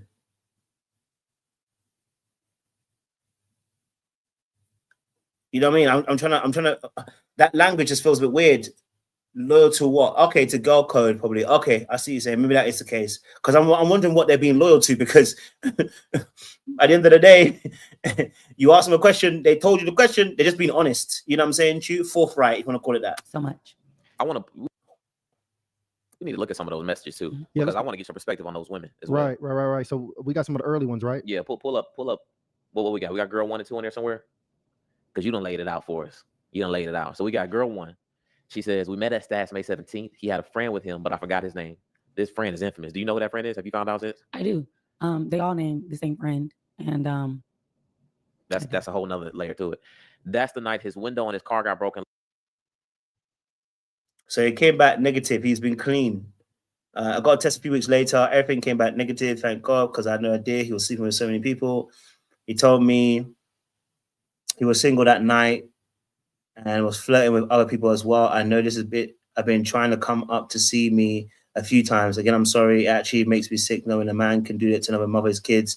And goes like, wait. We met May 17th. He had a friend with him, but I forgot his name. That's the night his window. Okay, cool.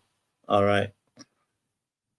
I met him on Saturday at a house party with the same homeboy she's talking about. Airbnb, we had sex that night. So that's really all I need to read right here. That's my question for you. What is your? Because I know. I guess it's a group chat. The dog, the women, they came to you and open to you, vulnerable to you, right? Mm-hmm. But this is a woman who said she met a dude and slept with the dude the same night. Mm-hmm. What are your thoughts about that?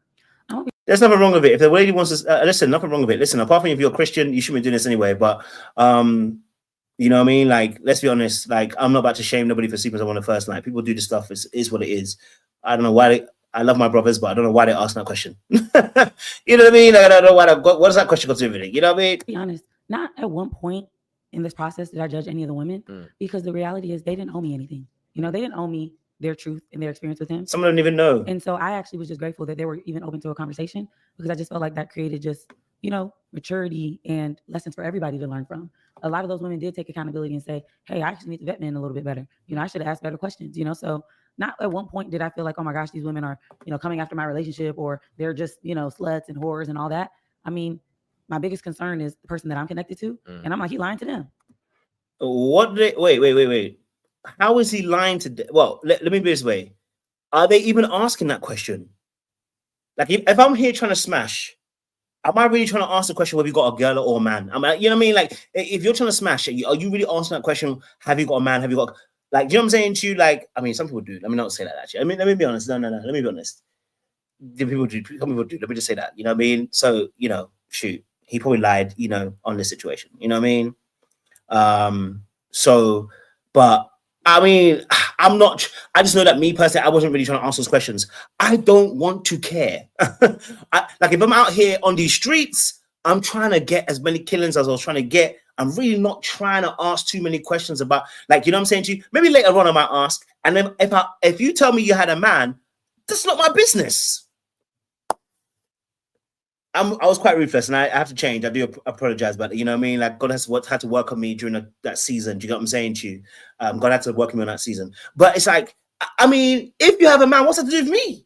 At the end of the day, I'm not here in a relationship. You are. If you want a relationship, it's up to you. Like, I'm just trying to get mine and be on my way. You know what I mean? Like, that's how I'm thinking when I'm in Egypt. You know what I'm saying to you? When I'm in Egypt, all I care about is I'm trying to get a hit and then be out. You know what I'm saying to you? Like, I'm not trying to figure out whether you got a man or not. And if you tell me you got a man, fantastic. All right, cool. Lovely, jubbly. Like, if I never asked you, why are you telling me? You know what I mean? Like, Airbnb. Well, so I'm going to be honest with you. That's the first thing I thought. And, we talk about that quite often on the show, because right now we are in an overly sexualized culture. Mm-hmm. Like, wait, why did she make that face? Hold on. Well, so I'm going to be honest with you. That's the first thing I thought. I feel like, oh my gosh, these women are, coming after my relationship, or they're just, sluts and whores and all that. I mean, my biggest concern is the person that I'm connected to. And I'm like, he lying to them. Airbnb. Oh, wait. So wait. She said Airbnb. No, you catch that? The Negro was a bum. I'm sorry. The Negro was a bum.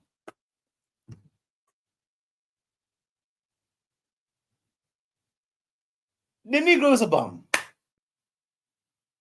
I'm sorry. You see that little thing there? Since you ain't going, I'm a person. You don't even believe he had an Airbnb. So what does he have? Because he's at mummy's house. What does he have? I'm not saying he needs to have a house. I'm saying to you, the first insult, I told you about the first insult she dropped. She called him what she believed he was, a bum. That's why the first insult that came out of her mouth was that you're a bum. She could have never said that if he wasn't a bum, to her anyway, right? Like I keep saying, let me put it this way. Like, excuse my example, but I think it's a really good example, right? Okay. If your sex is hitting, the girl can't turn around to you and say to you, well, your sex is trash. Because she knows objectively that's a lie. Now, when your sex is dead, she's going to turn around and tell you, but you don't even hit it right anyway. She can say that to you because she knows that it's not working.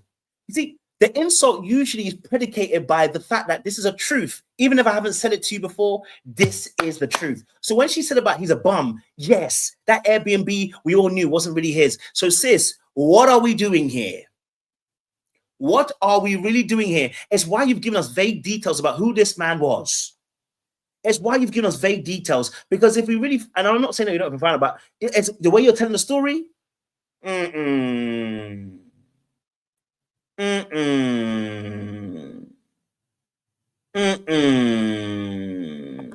gonna be honest with you. That's the first thing I thought. And we talk about that quite often on the show because right now we are in an overly sexualized culture. Mm-hmm. Like casual sex is just the thing to do. And I was deeply a part of it. Like what Jordan was on, I was on that. I mean, I ain't never had no pregnant woman and going in that way, but you talking about meeting women, having sex with them on first encounters. I was living that life very heavily. I live that life. And the reality of it is, ladies, when you put yourself in that position with meeting a brother, is liquor involved, you know him for about 2 hours, and then you start having sex with him, you literally don't know what you're opening yourself up to. Yep, that's true. We have not tested any character. Character is tested over time. You have no time in the game. You don't know character. So what happens is what you expose yourself to is so dangerous. And you talk about STDs, you talk about sexually transmitted demons, all type of things that we start getting involved when you start moving and dealing in that way. It's just very, very dangerous. So when I seen the ladies, I'm happy they were honest with you about what had happened, but it was also just a really clear picture of where we are as a culture and how we really moving out here and how easy it is for a brother to really go out there and get some sex. Man, one thing I will say as far as the women, it was all types.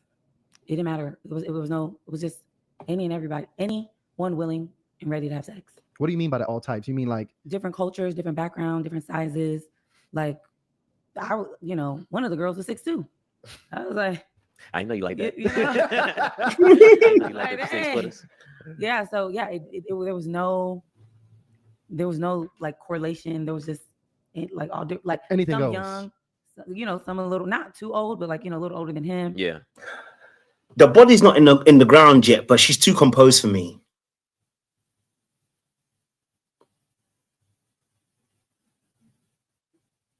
She's too composed for me.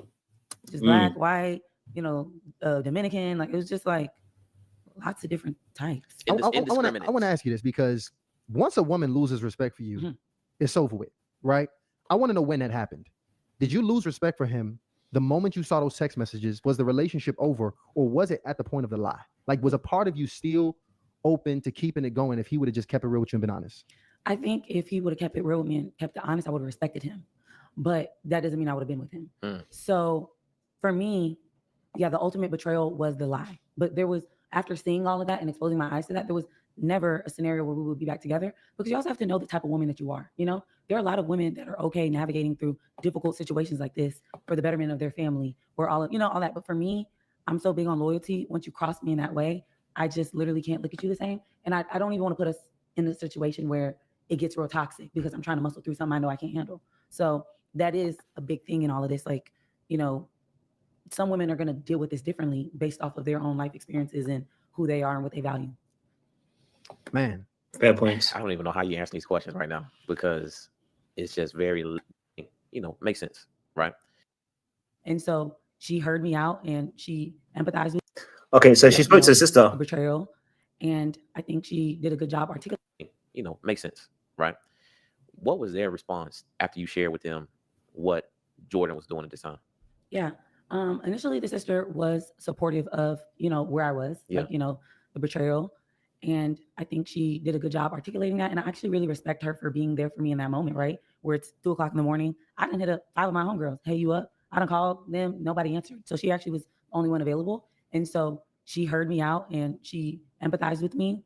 I will say there is just still a part of her that is just so used to being her brother's keeper and protecting him. So, you know, she would just ask me questions like, okay, well, you know, did y'all establish like, you know, where the relationship was now and like where y'all were going?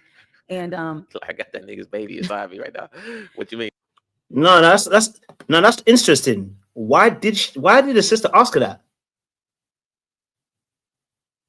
Either the sister's complicit in his madness, or she also knows how her brother is. So that's why she asked that weird question. Why? Like the sisters, like, none of my sisters would ask that question, ask anybody, but they will ask, "What have you established a relationship?" Why is she asking that question? Because remember, you went to see the family. Something's not quite right here.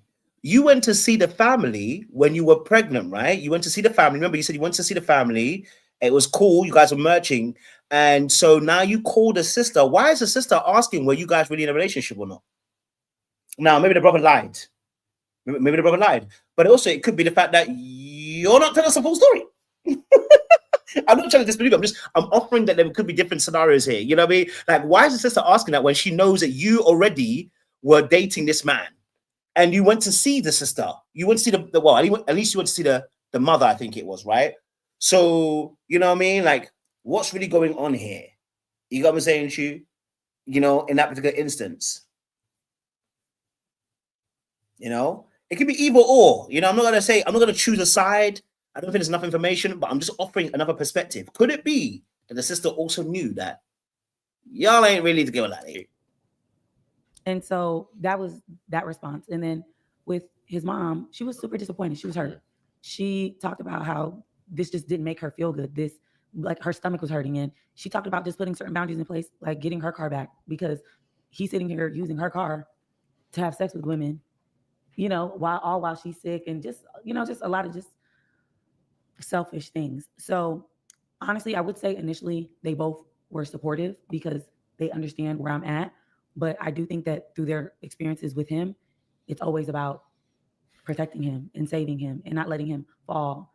And that's the part of me that also loses respect for them, because regardless of a relationship status, regardless of, you know, what you may think of me, or, you know, just the dynamic of what it is, you know, not only do I need to be protected, but an unborn innocent child needs to be protected, you know? So I personally feel like that outweighs anything, because this child is now being exposed to things that they didn't even ask to be exposed to. Yeah, like you telling the story without you processing first and telling us the rest of the world that also, because we didn't need to know. We didn't need to know. Like, if you really deep it, we didn't need to know. So the child has also been exposed because you told a story. We didn't need to know. We weren't, like, all you had to say was, guys, I've broken up with my partner. There's some things that have really happened. You know, I want to take some time out. So you throwing this about he's exposed it. Yeah, he has. He's done that. But you also exposed the child, because now I'm like, wait, we didn't need to know the story, but because you wanted validation, you've told us the story. What do we need to know the story? Why do we need to know the story?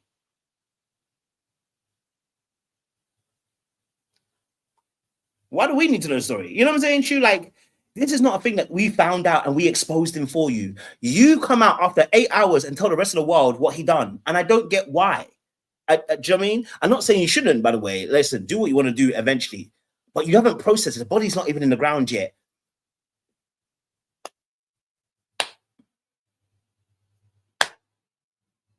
I'm not saying don't tell your story. I'm just saying, interesting. Could have been after the birth, though. You're right. It's true. Could have been. I mean, technically, the birth was on his 6th. It's just happened. So it's actually recent. The child has just been birthed. Yeah, that's true. And I know it always hit different when that unprotected sex gets involved. You know, because I know that was another big thing that was communicated. from the other ladies that was communicating that, in particular, unprotected sex was one of the things that was now involved. this part. In fact, I think that was This part, if it's true, he is diabolical. Okay. Now this part, if it's true, he is diabolical. If this part is true. one of the messages or the voice memos you have posted as well. Yes. At that one point. Yes. By the way, I'm also curious, Lana, do we have those on hand as well? Do we get those in particular? What exactly? Go ahead. Can you play the one that we have? I think it was like. Okay. Let me. A couple of them was outrageous. Let's hit 3 and 4 real quick, just to be clear. Hey girl, I'm so sorry that you're going through this right now. I did not know anything about him having a girlfriend, let alone an impregnated girlfriend. I am so sorry about this. I intentionally cut them off. Like if you see the voice memos, they're about 2-3 minutes long. Oh, it was a longer. So she said a lot more than that. Yeah, and I cut them off for specific reasons on each one. Was it because was it too graphic or?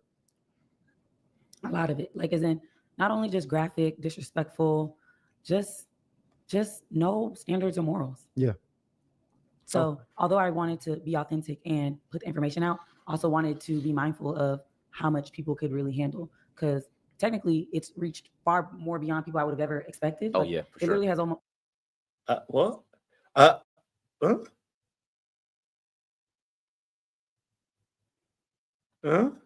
What do you mean by that? I needed to clarify that statement. I think it just felt a bit weird. I don't want to judge what the statement is. I want to make sure that I'm really hearing what I just heard, but also understand maybe she had a different angle to how she delivered it. She may have delivered that incorrectly. I'm a little bit impregnated girlfriend. I am so sorry about this. I intentionally cut them off. Like if you see the voice memos, they're about 2-3 minutes long. Oh, it was a longer. She said a lot more than that. Yeah, and I cut them off for specific reasons on each one. Was it because was it too graphic or?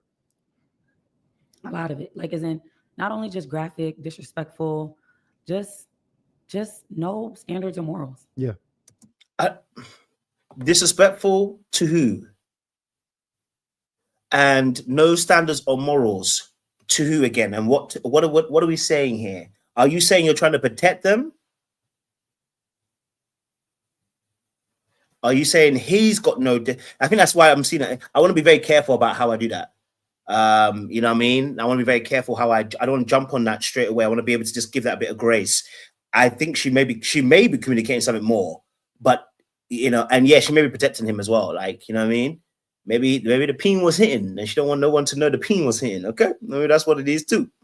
But like it's interesting that you use the words. Obviously, it's not about just being graphic. It's about actually the disrespect, and there's no standards or morals. As he talking about his no standards or morals, I wish it would have made it a bit more clearer, just because it felt a little bit like you might be saying the lady's got no standards or morals, and I don't know if that's what she's actually aiming at.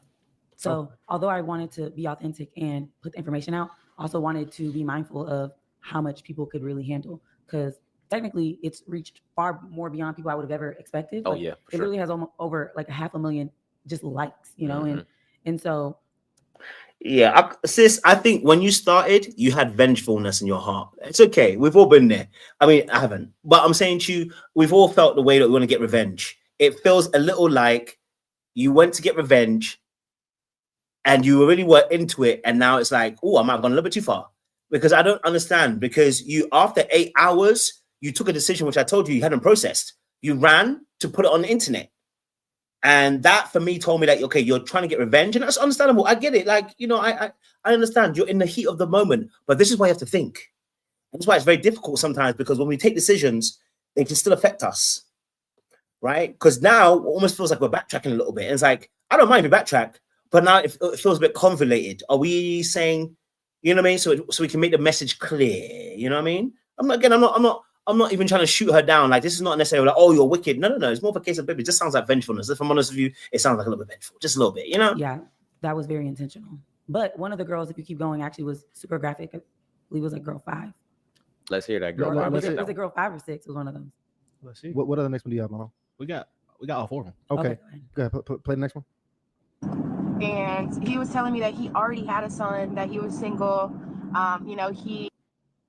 No, it's not that one. Play 5. Play the next one, Lano. And everything. We've been drinking a lot. And I told him to use a condom, and he was like kind of like fighting me on it. Like, I remember him like saying he didn't really want to use it. and like kind of going back and forth with me. And I was just like, well, we're not doing anything if you don't use a condom. But I do have a feeling, and I can't prove this, but I do have a feeling that he took it off at the very end. Now, if that is true, that is stealthing, and that is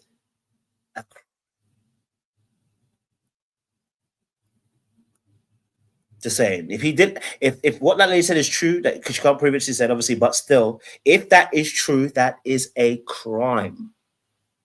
And that is a nasty piece of work. If he did what she said, yes, it is the R word. It is. It's called stealthing, but it is the R word. Yeah, right. Because you have to have consent to remove the.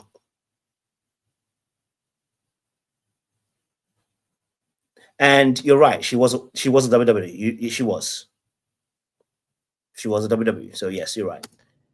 Is this a white woman? That was a white one. Yeah. Wow. I was about to say. Wow. See, that's another episode. Don't listen because that's another. Yeah, you don't even want to put that out there, right? Yeah. Don't put that out there. First because off, that's a taking off the. The boy said, "Listen, that's a white woman, right?" The boys were like, "That's a white woman, right?" Old boy said, "I don't know what to do myself. I had to compose myself." He could not compose himself. He was already God, boy. He tried not to laugh. He tried to be professional. Is this a white woman? That was a white one. Yeah. Wow. I was about to say. We should laugh at her pain, but we shouldn't laugh. But bro was sent to the gallows. He could not hold it down, but I said, "Oh, damn."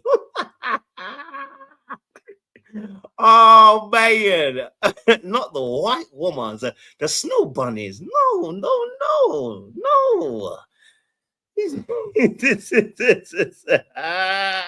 Wow. We're right. How's you gonna laugh like that, bro? How's you gonna laugh like that? Oh, sir.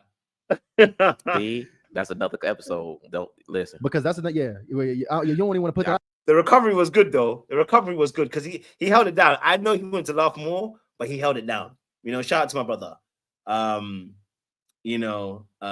Absolutely so that Clark it. Clark it, as I would say. Shout out to Jesse Wood. Out there, right? Yeah. Don't put that out there. First because off, that's a taking off the condom. Y'all just looked that one up, but that's a dangerous accusation. It is. It's a very dangerous accusation. You can get locked up for that. Now this thing, I know you listen. These women, they coming to you, and I know you're not trying to shade nobody. You know what I mean? They're part of the experience too. But I got issue with this because. Nah, brother, why you got an issue with this, brother? Why you got an issue with this, brother? There's nothing to be having an issue. Listen, bro, we are focusing on the fact that she got cheated on, bro. I understand those women are part of the issue and they didn't know all of this stuff. But my thing is, how can you know if you meeting somebody in sleep? Like, it's nothing you could possibly know. Mm-hmm. So even saying something like, I didn't know you was in a relationship where he had a baby, like all that is irrelevant because you didn't even do any levels of due diligence before you even had sex with him. So it's just kind of crazy to me that, the women would come forward with this. I would think if, because it's low level, you have low level vagina. Mm-hmm. If I'm a woman, nigga, no. Don't do that. Don't do that. I shouldn't even say the N word. I'm sorry. Don't do that. Don't say the low level vagina now. Come on, sir. Come on, sir. No, don't do that. Don't do that. Don't do that. Don't do that. No, sir. Let's not do that. That's not needed. That's not part of conversation. Okay, we can say about how people are not, we can talk about the fact that people are having sex and they shouldn't be, but bro, don't do that. Let's not be shaming the ladies now. Listen, I don't think it's cute because we're not shaming the man them, so let's not shame the ladies like that. Let's not do that. No.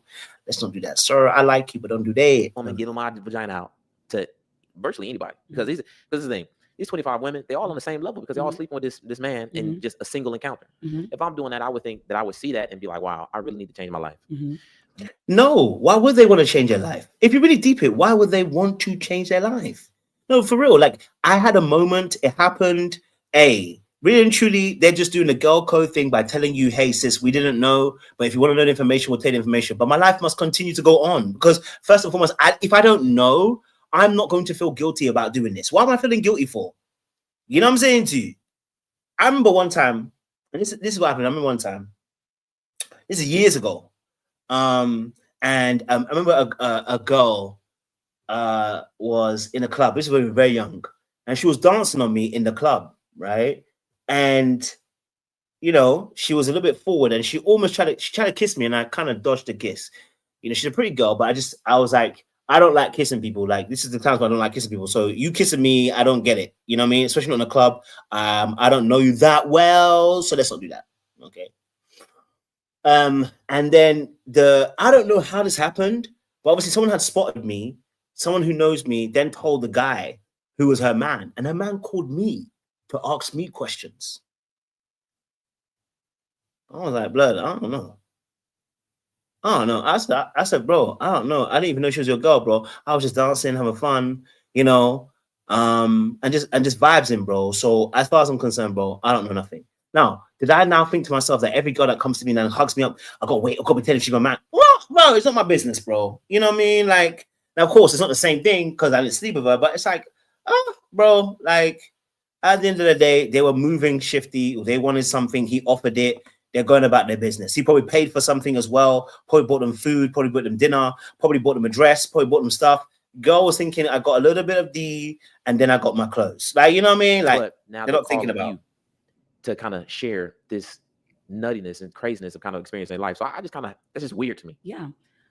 You know, honestly, even as you're explaining that, I'm like, wow, why were these women so open to being honest with me? And I couldn't even get that from the person that I'm having the child with, you know? Yeah. Like, I feel like, you know, regardless of their decision-making on both parts, they're on the same vibration. I agree. You know, they're all making impulsive decisions and thinking about it after the fact. But I respect the women for the honesty, you know? So right. That's the only thing. But yeah, like, I love that. She reframed his question. She reframed the answer for him and said, brother, let me reframe that for you. I think the exact same way as you, but let me reframe it. Yeah, they're low level, but you have to think about it. They're both impulsive and low level. And you know, she reframed it nicely. Shout out to her. She said, I'm going to get this bag and you ain't going to ruin it for me. Okay. I'm reframing it. I don't understand that hookup culture language. It's just, this is a whole different level. And I think the reality is their demons are connected. That's just what. Baby, you don't understand it, but you out here giving up the coochie and you ain't married? Come on, baby, come on. We can't be judging when we're not married. I'm just going to be honest with you. We can't be judging when we are not married about giving up the coochie. You were not married. You don't get to talk about, I can't understand hookup culture. You should be able to, because you was hooking up. You wasn't married.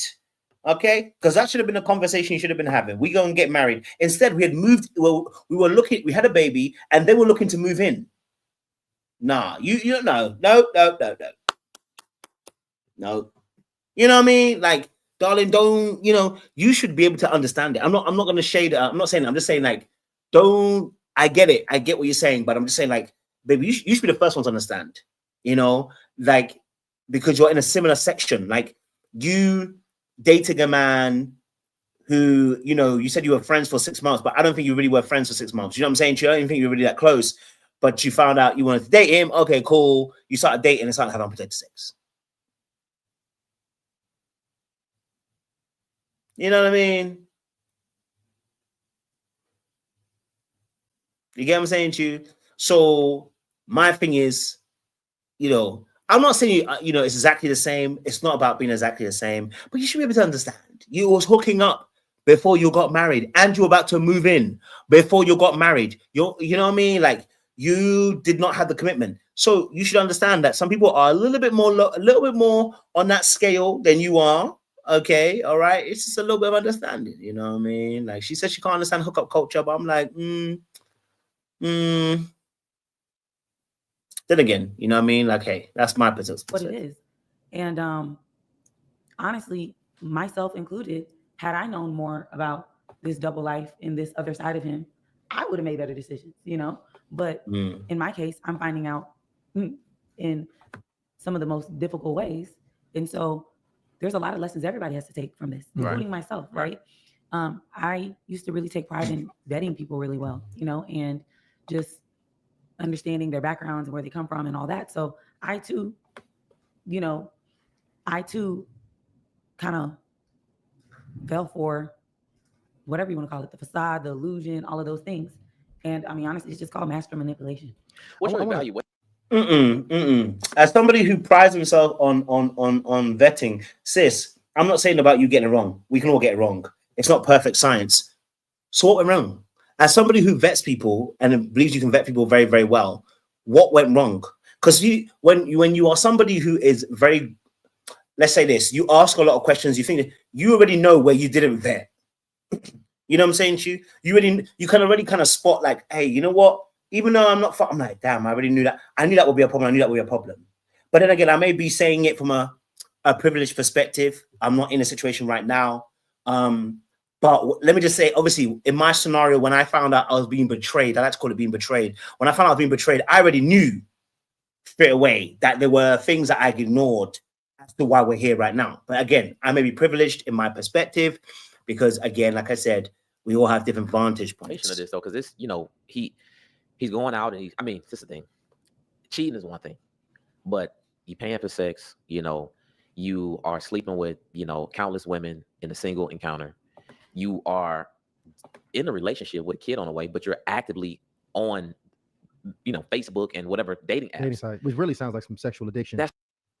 It's sexual addiction, and he wanted out of that relationship. That man wanted out. That man wanted out of the relationship. He wanted out of the relationship. He wanted out of the kid. Like he's trying to. He may be a covert narcissist. He may be. I don't know. But that man is trying to make sure that you don't come back. He wants you to be like, you know what? You don't deserve to see my kid, kind of thing. And he's like, yep, whew, I've been cleared. I don't need that pressure on me anymore. Like that's why you got.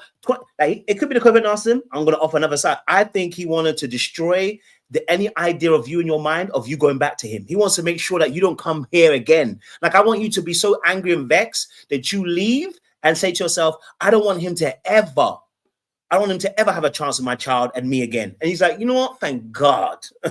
You know what I mean? Diabolical behavior though. But I think he might also be a sexual addict as well. You know what I mean? Sexual addict definitely for sure. What? Yeah. It sounds like that in there. That's a lot. And then the numbers, because I know a lot of players. 25 is a lot. That's a lot of women. That's really a lot of. That's stressful. That's very stressful. That's stressful. A lot of work, a lot of effort. So have you thought about like his perspective? Maybe he has like some deep-seated issues that he can't figure out what that is. But I'm not gonna lie, outside of putting that out for my own reasons, I will say my audience has educated me on some things that I didn't know before. As I posted his response, everybody's in the comments like covert narcissist and saying all these kind of buzzwords. And I'm gonna be honest, when I heard about listen to this, guys. Remember, she said to us, no red flags.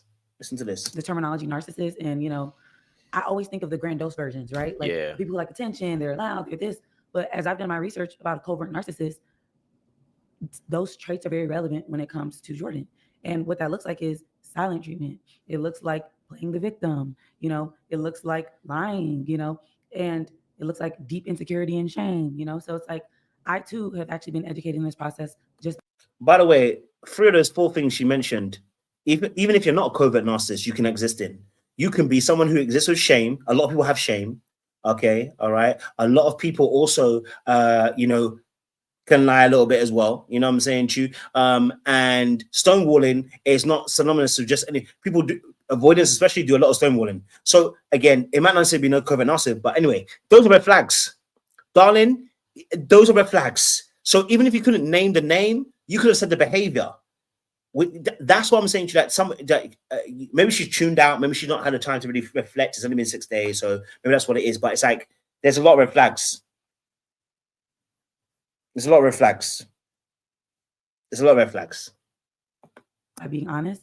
And so I do empathize with the fact that he hasn't gotten to the point where he's willing to accept, some of those traumatic things that he's dealing with. But I will say that in life, you have two choices. You're going to either choose to deal with stuff or life will force you to deal with it. So regardless of me making this public and exposing this, there will come a time where you have to face these things or they'll continue to show up. Because let me tell you something. when sex has that much power or that much space in your life, it's everything that's coming with it. It's probably porn in there. You know, it's multiple dating. It's so much that you probably did not see. And I know a lot of brothers, because we talk about this a lot, y'all. By the way, get your Fight the Flesh bracelets, all right? Because we've been talking about fighting the flesh, looking like he's going to be in a single parent household, right? Because this is just what sexual addiction and lust, when you let it go ablaze as it can really do. It can burn down and ruin everything around you. But it's really, I want to, because my brother's watching this too, it's like a call to action that sexual discipline, dick discipline, whatever you want to call it, is so important, because literally it will ruin everything you're building, your purpose, your assignment, your calling, if you don't get it in check fast. Because trust me, almost had me on the ropes. I know brothers that are really dealing, like willing and dealing at that level. You talk pussy, I need it. Like these things have to happen in my life. Like all of these things come with it. And it usually also comes with alcohol and drugs. That's just kind of a part of the lifestyle and the package. I've learned in all of this is you need accountability around you. Right. You know, you need people who can tell you right from wrong, and like, bro, you probably really shouldn't do that. Like, you know, you got a baby on the way, like, or bro, like, you know, like you good, you know, like you need people around you to not support your bad decisions. And in this process, that's what I've realized. He has a true lack of accountability around him. You know, his perspective and, you know, the narrative that he's painting is, oh, she's fabricating the truth. You know, it's not as much as 25 women. Oh, you know, we were going through different things, so we weren't really together. You know, like it's all these justifications, but never the honest reality about what he's dealing with internally. Oh, you know what? I'm sorry. Not him saying they weren't really together. So were they together or not? That's what I'm trying to figure out. Were they together or not? Because again, she don't mentioned it. He said obviously to her, I mean, he may be lying, to be honest. You know, when people are doing stuff, they want to lie. But he done said obviously not really together. Now, how can he drop those receipts? How can he even make that claim that we weren't really together? Did you ever broke up? Because now we got him and a sister. I'm just asking questions. I want to ask that too, because this is a big thing that my ladies be dropping the ball on all the time. Because in order for you to live that lifestyle, you got to roll with the demons. Like I'm talking about the boys around you, they got to be bodied, right? A man's circle and his closest friends tell you so much about who he is and where he is. Was this a brother, when you look at the men to the left and to the right of him, were those men that you personally respect, or did you always question the circle he was with? So the biggest thing is we did migrate over to the East Coast, and, you know, Charlotte was like essentially a new market. And that one friend, I did always feel like, you know, every time you're with that one friend, something always goes wrong. You know, like the car got broken into, somebody got a flat tire, like there's always some story around. And honestly, the women confirmed that. Like, hey, he's always with this one friend. He's doing this. That one friend has a child, you know? Wow. So it's like, yeah, just terrible examples for one another as far as like growing and building to things that actually are, you know, that have substance. So yeah, in this new space, I did realize that his accountability circle was weak, but I didn't think that, you know, he was that weak. And let's be clear, even though some of his friends and family members are engaging in this behavior with him, I don't know if it's to the volume and the extent that he is, but either way, there's nobody saying, hey, this is not right, and this is what we should do to correct the behavior, even in the midst of all of this that's happening. You know, I think, you know, everybody's going through their own level of shock. You know, this is impacting so many more people besides myself and him. You know, this is impacting our families. This is impacting kids attached to the family. These are impacting friends. Like when the news broke out, it spread like wildfire. But rather than focusing on like what the tea is and like how crazy and nuanced this is, it's like, bro, are you good? Like, what do you need? How can I help you? Like, I feel you, like, okay, accept whatever answer he's saying, but it's like, be of service to this man, because this is how people end up in very unsafe situations where they have HIV. You know, they're older now and they have multiple broken homes. Now they got 4 or 5 baby mamas, you know. It's all of these things are preventable just by people being honest about what someone's struggling with. At the end of the day, regardless of what you believe and what you don't believe, if somebody is sitting here saying something's going on, there's some level of truth to it. And I think people need to lean in a little bit more and start asking better questions. Man. Yo, let me say, I'm just impressed. I don't know how you, like I keep saying this, I don't know how you're able to communicate so well given the situation. In that way, but I may struggle in a different way, but I know my assignment. I know my steps are ordered, and I actually really feel honored that I was brave enough to come forward, because I have thousands and thousands and thousands of women in my DMs, in my messages saying, your strength is making me stronger. Because of that post, I decided to leave that relationship. You know, this is my experience. I went through this 10 years ago, and there's just women just not only being honest about their journeys, but they're coming to my defense and saying, hey, I see you. I know this is not right. And like, how can we make a change for better so that everybody can get the help they need? Single moms don't have to raise kids in broken homes. Men who are struggling with sexual addiction and the lack of accountability get the help they need. Right. It doesn't always have to be so negative. There's so much positive that can come from it, but you have to have the lens to see it. So when people are like, how are you handling this? Or you haven't broken down? Or, maybe, sometimes they're like, maybe you just need to take a moment to cry. I cannot take a moment to cry and feel sorry for myself because I understand that this was supposed to happen. There's...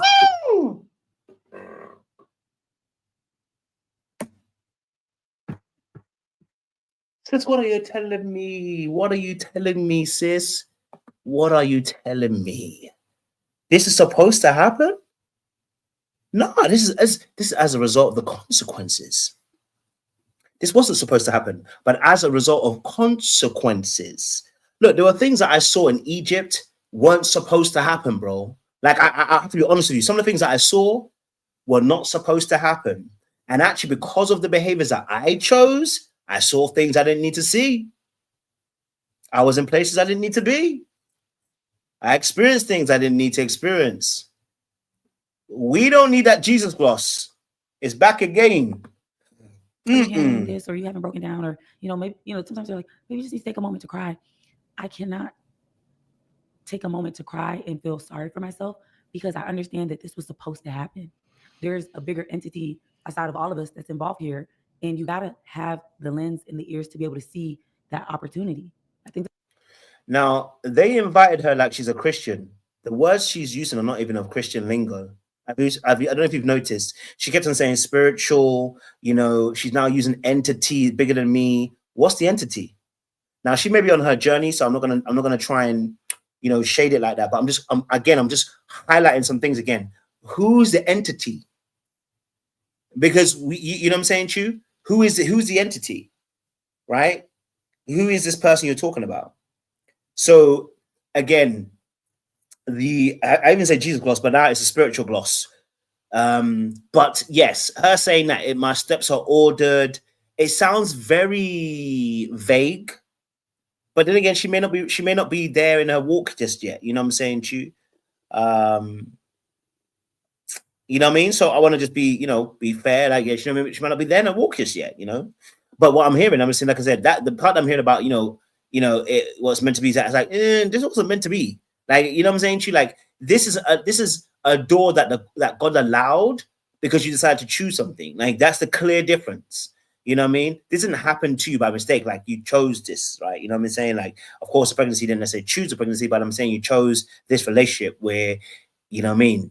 So when she keeps saying assignment, it almost feels like this is my assignment. Wasn't that the same thing the girl said before?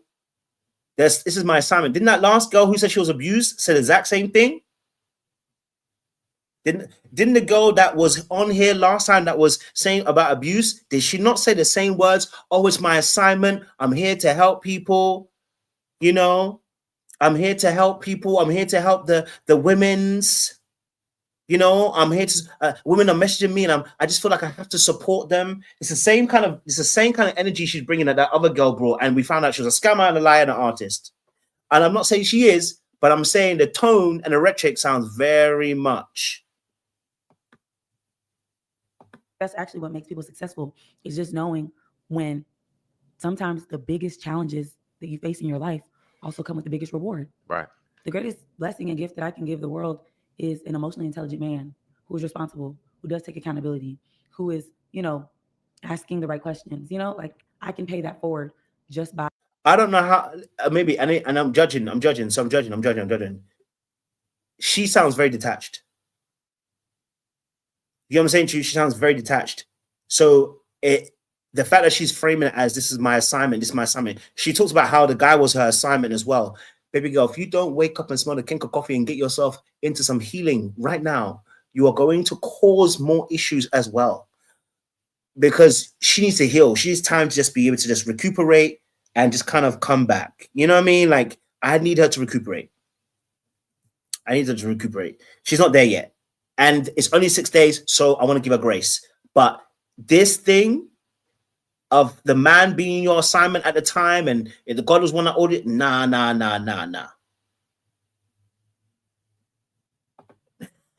Banji Baby 21 said, listen, one way to spot a woman who can't take accountability for her part is it's supposed to happen. Yeah, that she needs time, man, because right now she's not connected to her emotions at all. She's not connected to her emotions at all, because that statement doesn't even make sense. Spreading awareness, doing my own work, all of that. You know, I want to go ahead. Well, you are very expressive, even what you share online. That you face in your life also come with the biggest reward. Right. The greatest blessing and gift that I can give the world is an emotionally intelligent man who is responsible, who does take accountability, who is, asking the right questions. Like I can pay that forward just by. There's nothing to pay forward. And so now what we're doing is now we're making like this. Yes, exactly. Making it as if the son, it's making it as if the son is, the son is now, I can offer him as if you're Hannah in the Bible offering Eli, or you are Mary offering Jesus onto the Father. Like, you're not compelled to do that. Like, what's this lingo of there is an assignment? I'm not saying there isn't an assignment. I need her just to focus on healing first. You know what I mean? I need her to focus first, because right now we're trying to make everything an assignment, and very soon what's going to happen is you making your son an assignment is going to cause him issues in the long run. Your son is not your assignment. While I do believe you're responsible for looking after him, don't make it my assignment. It's like what ends up happening is you forget to relate. I'm not saying there isn't an assignment with your children, there isn't an assignment with marriage. There are assignments, but I want you to remember you need to be able to heal first, relate first, and recover first, and then we can think about an assignment. You know what I'm saying to you? Like, everybody needs to go through a wilderness stage. And since we ain't even gone through that yet, we're still in Egypt. And you're already thinking about, this is the same thing she did earlier on. She's focusing on other people and outside of herself rather than focusing on her. You keep talking about other people need this from me. They need to see this from me. No, they don't. And this is, you know what I mean? You don't need to turn it into an inspirational speech. Baby girl, go and sit down. Spreading awareness, doing my own work, all of that. I want to go ahead. Well, you are very expressive, even what you share online. Mm-hmm. And I remember seeing that you made a comment, like a caption. It was on the gender reveal about the young man that you're going to raise in the future. And given this, entire situation, with the father. Okay, let's read it. She said, we can't wait to welcome a little bundle of joy. My heart can't even put into words the level of gratitude we feel right now. The love and support we've received already means the world. And we're counting down the days until we finally get to meet our son late this summer. Thank you for all the part of the journey with us. It truly means everything. I've always had a feeling this baby was a boy after losing my brother in 2019 and my dad in 2023. Damn, that's a lot of pain. That's a lot of pain. Hold on a minute now. Losing a brother in 2019 and losing a dad in 2023? That's a lot of pain. You might not have even been in the right position to even be able to really vet anybody coming into your life, my darling. And I'm not even going to shoot you for that. It's just something that I'm just seeing. You know what I mean? He saw fit to bless us with a healthy baby boy, and we're honored to guide him into this world. His nickname, Baby Win, started as a playful joke to what's your name, but we always had a name in mind. Both our older brothers, who are no longer with us, shared the same middle name, and we knew that if we had a son, his name would carry their legacy. God makes no mistakes. Stay tuned for the official name. I truly believe I was meant to be a boy mom. Right now, it just feels so right. We want to raise a man who's emotionally intelligent, kind, successful, and above all, a man of God, the type of man the world needs more of, and God saw fit for us to do it. I can't lie to you.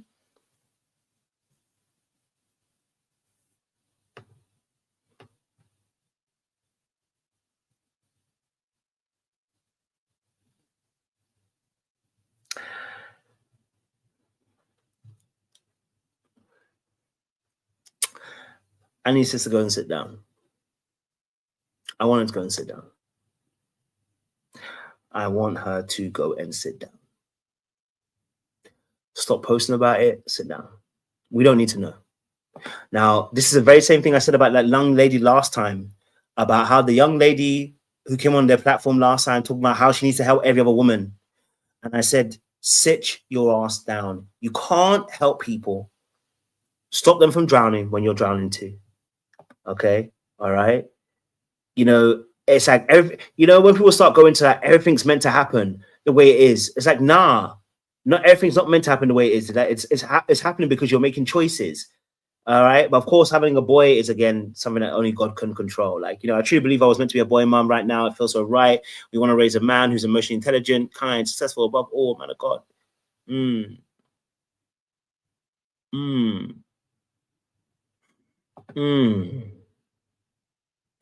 I need to sit down. It's okay. Do you still think that's possible? 100%. I think with my son, we really, in the Black culture, we struggle with so much, like just as far as being oppressed in broken homes, like this is something that we're familiar with. I personally think that if a young man has a positive masculine role in his life, he can still rise to the occasion and be a good man. And so that could look like a mentor, that could look like a football coach, that could look like, of course, me being remarried.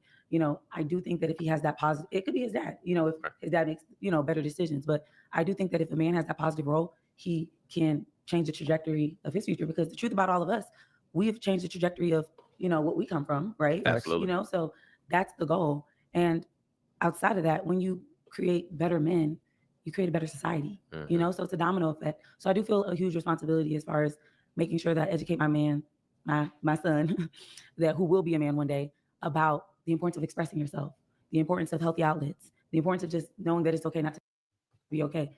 I may have to have this conversation with him one day about me and his dad's dynamic. And that Freudian slip was crazy. She said, my man, and said, oh, she knew I meant my boy. That Freudian slip was crazy. That Freudian slip was crazy. It just might have been a Freudian slip. I just want to just, I'm gonna give it some grace. I'm gonna give it some grace, but that Freudian slip was crazy. Just saying. That Freudian slip was a little bit crazy now. Like, she might have had a moment. She might be just having a moment. So I'm gonna give her some grace. But that Freudian slip was crazy. That who will be a man one day. That Freudian slip was crazy. What we come from, right? Absolutely. So that's the goal. And outside of that, when you create better men, you create a better society, so it's a domino effect. So I do feel a huge responsibility as far as making sure that I educate my man, my son, that who will be a man one day, about the importance of expressing yourself, the importance of healthy outlets, the importance of just knowing that it's okay not to be okay. I may have to have this conversation with him one day about me and his dad's dynamic. And the hope is that he can learn through that experience and not recreate it. Man, absolutely. 1000%. And I want to close out with this one before we let you go, because I want to know if your thoughts have changed, evolved, or pretty much stay consistent throughout this. But what's your thoughts on just premarital sex in general? Have that changed through this experience? My original values, like as far as like how I grew up and things, is you should definitely wait to have sex before. You should definitely wait to not have sex before. Am I saying that right? You should wait before marriage. I get you. You should. Okay, clearly I can't say right because I ain't doing it. Okay. I do believe that it is such a sacred thing, just spirits, souls, all of that. But as far as spirit, souls, and all of that,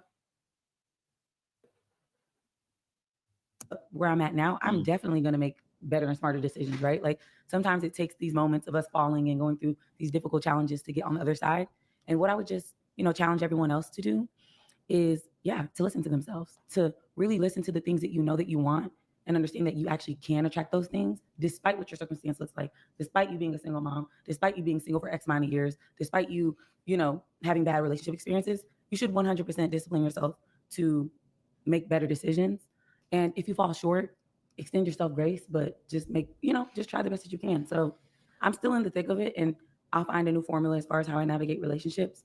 But I do just know that we're human and we struggle. So all you can do is get the right resources, try to do better, and then hopefully get on the other side, because it's hard. Right. And how far does this go? How far, how much longer do you share this story? I know obviously it's a part of your life, your lifetime testimony, but where do you plan on taking it? Yeah. So for now, it's just awareness and just kind of speaking my truth and just honoring that. This is very not the case for my brand. Like, I've been honest about personal stuff regarding my life, never anyone that I've been engaged with. So honestly, when my son gets here, that is my now new priority, and it'll shift more into kind of a more positive and promoting different things. But I'm always open to the conversation about, like, number one, women not suffering in silence with the things that they're dealing with. Number two, making sure that men are heard and seen regarding what they're struggling with. And then lastly, everybody being accountable. both men and women. So yeah, I'm open to just whatever the future holds, but for sure, when my son gets here, that's a whole different transition. I'm excited to bring him into the world, and I think it'll be exciting. I do think that this is the fuel that I needed to honor myself and what I see for myself, and I'm creating legacy. So this is exciting and a whole different mountain. There you have it. We appreciate you, and of course, we wish you a happy and healthy pregnancy. Thank you. Well, absolutely delivery. Happy and healthy delivery, because it's going. It was hard to do this, you know. While absolutely happy and healthy delivery, because it's going down in here. Everybody drop a blessed in here for my sister here, and wish her well as she brings this beautiful son into this world, this new life into this world, which is a gift and a blessing in itself. Thank you guys for having me. Seriously, of course. It was hard to do this, you know, while still in the midst of it. And I just even appreciate your approach. Like, you know, Tashawn made sure he checked on me. When I broke the news, I was overstimulated, so my phone was buzzing off. My Instagram, you were so patient in me getting back to you. So I really appreciate you guys, number one, seeing me and hearing my story, but then also being Black men who are creating a platform for women and men to express their truth. So this is really beautiful. Thank you. I'm grateful. Thank you. No doubt. No doubt. Absolutely. Thank you for it.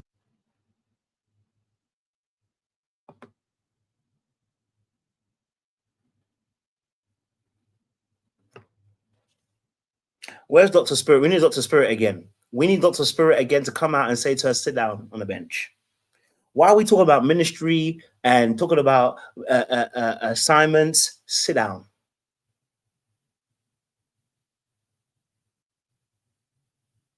Sit down. Child ain't coming out to August the 9th. Go and sit down. Go and sit down. There's no rush to tell your story. You don't need to save women. You're not a savior. There's plenty of stories of women talking about how they've gone through something. Sis, go and sit down. Sit down, sit down, sit down, sit down, and sit down some more. Don't worry. The people are going to be there for you. Jesus said that the poor will be with you forever. People that are hurt will be with you forever. There is a time and a season for everyone needs a son. Go and sit down. Go and sit down. It's okay. They will be there. But right now, focus on the things that you can focus on, which is sitting down. Okay? Sit down. Listen, my time is up.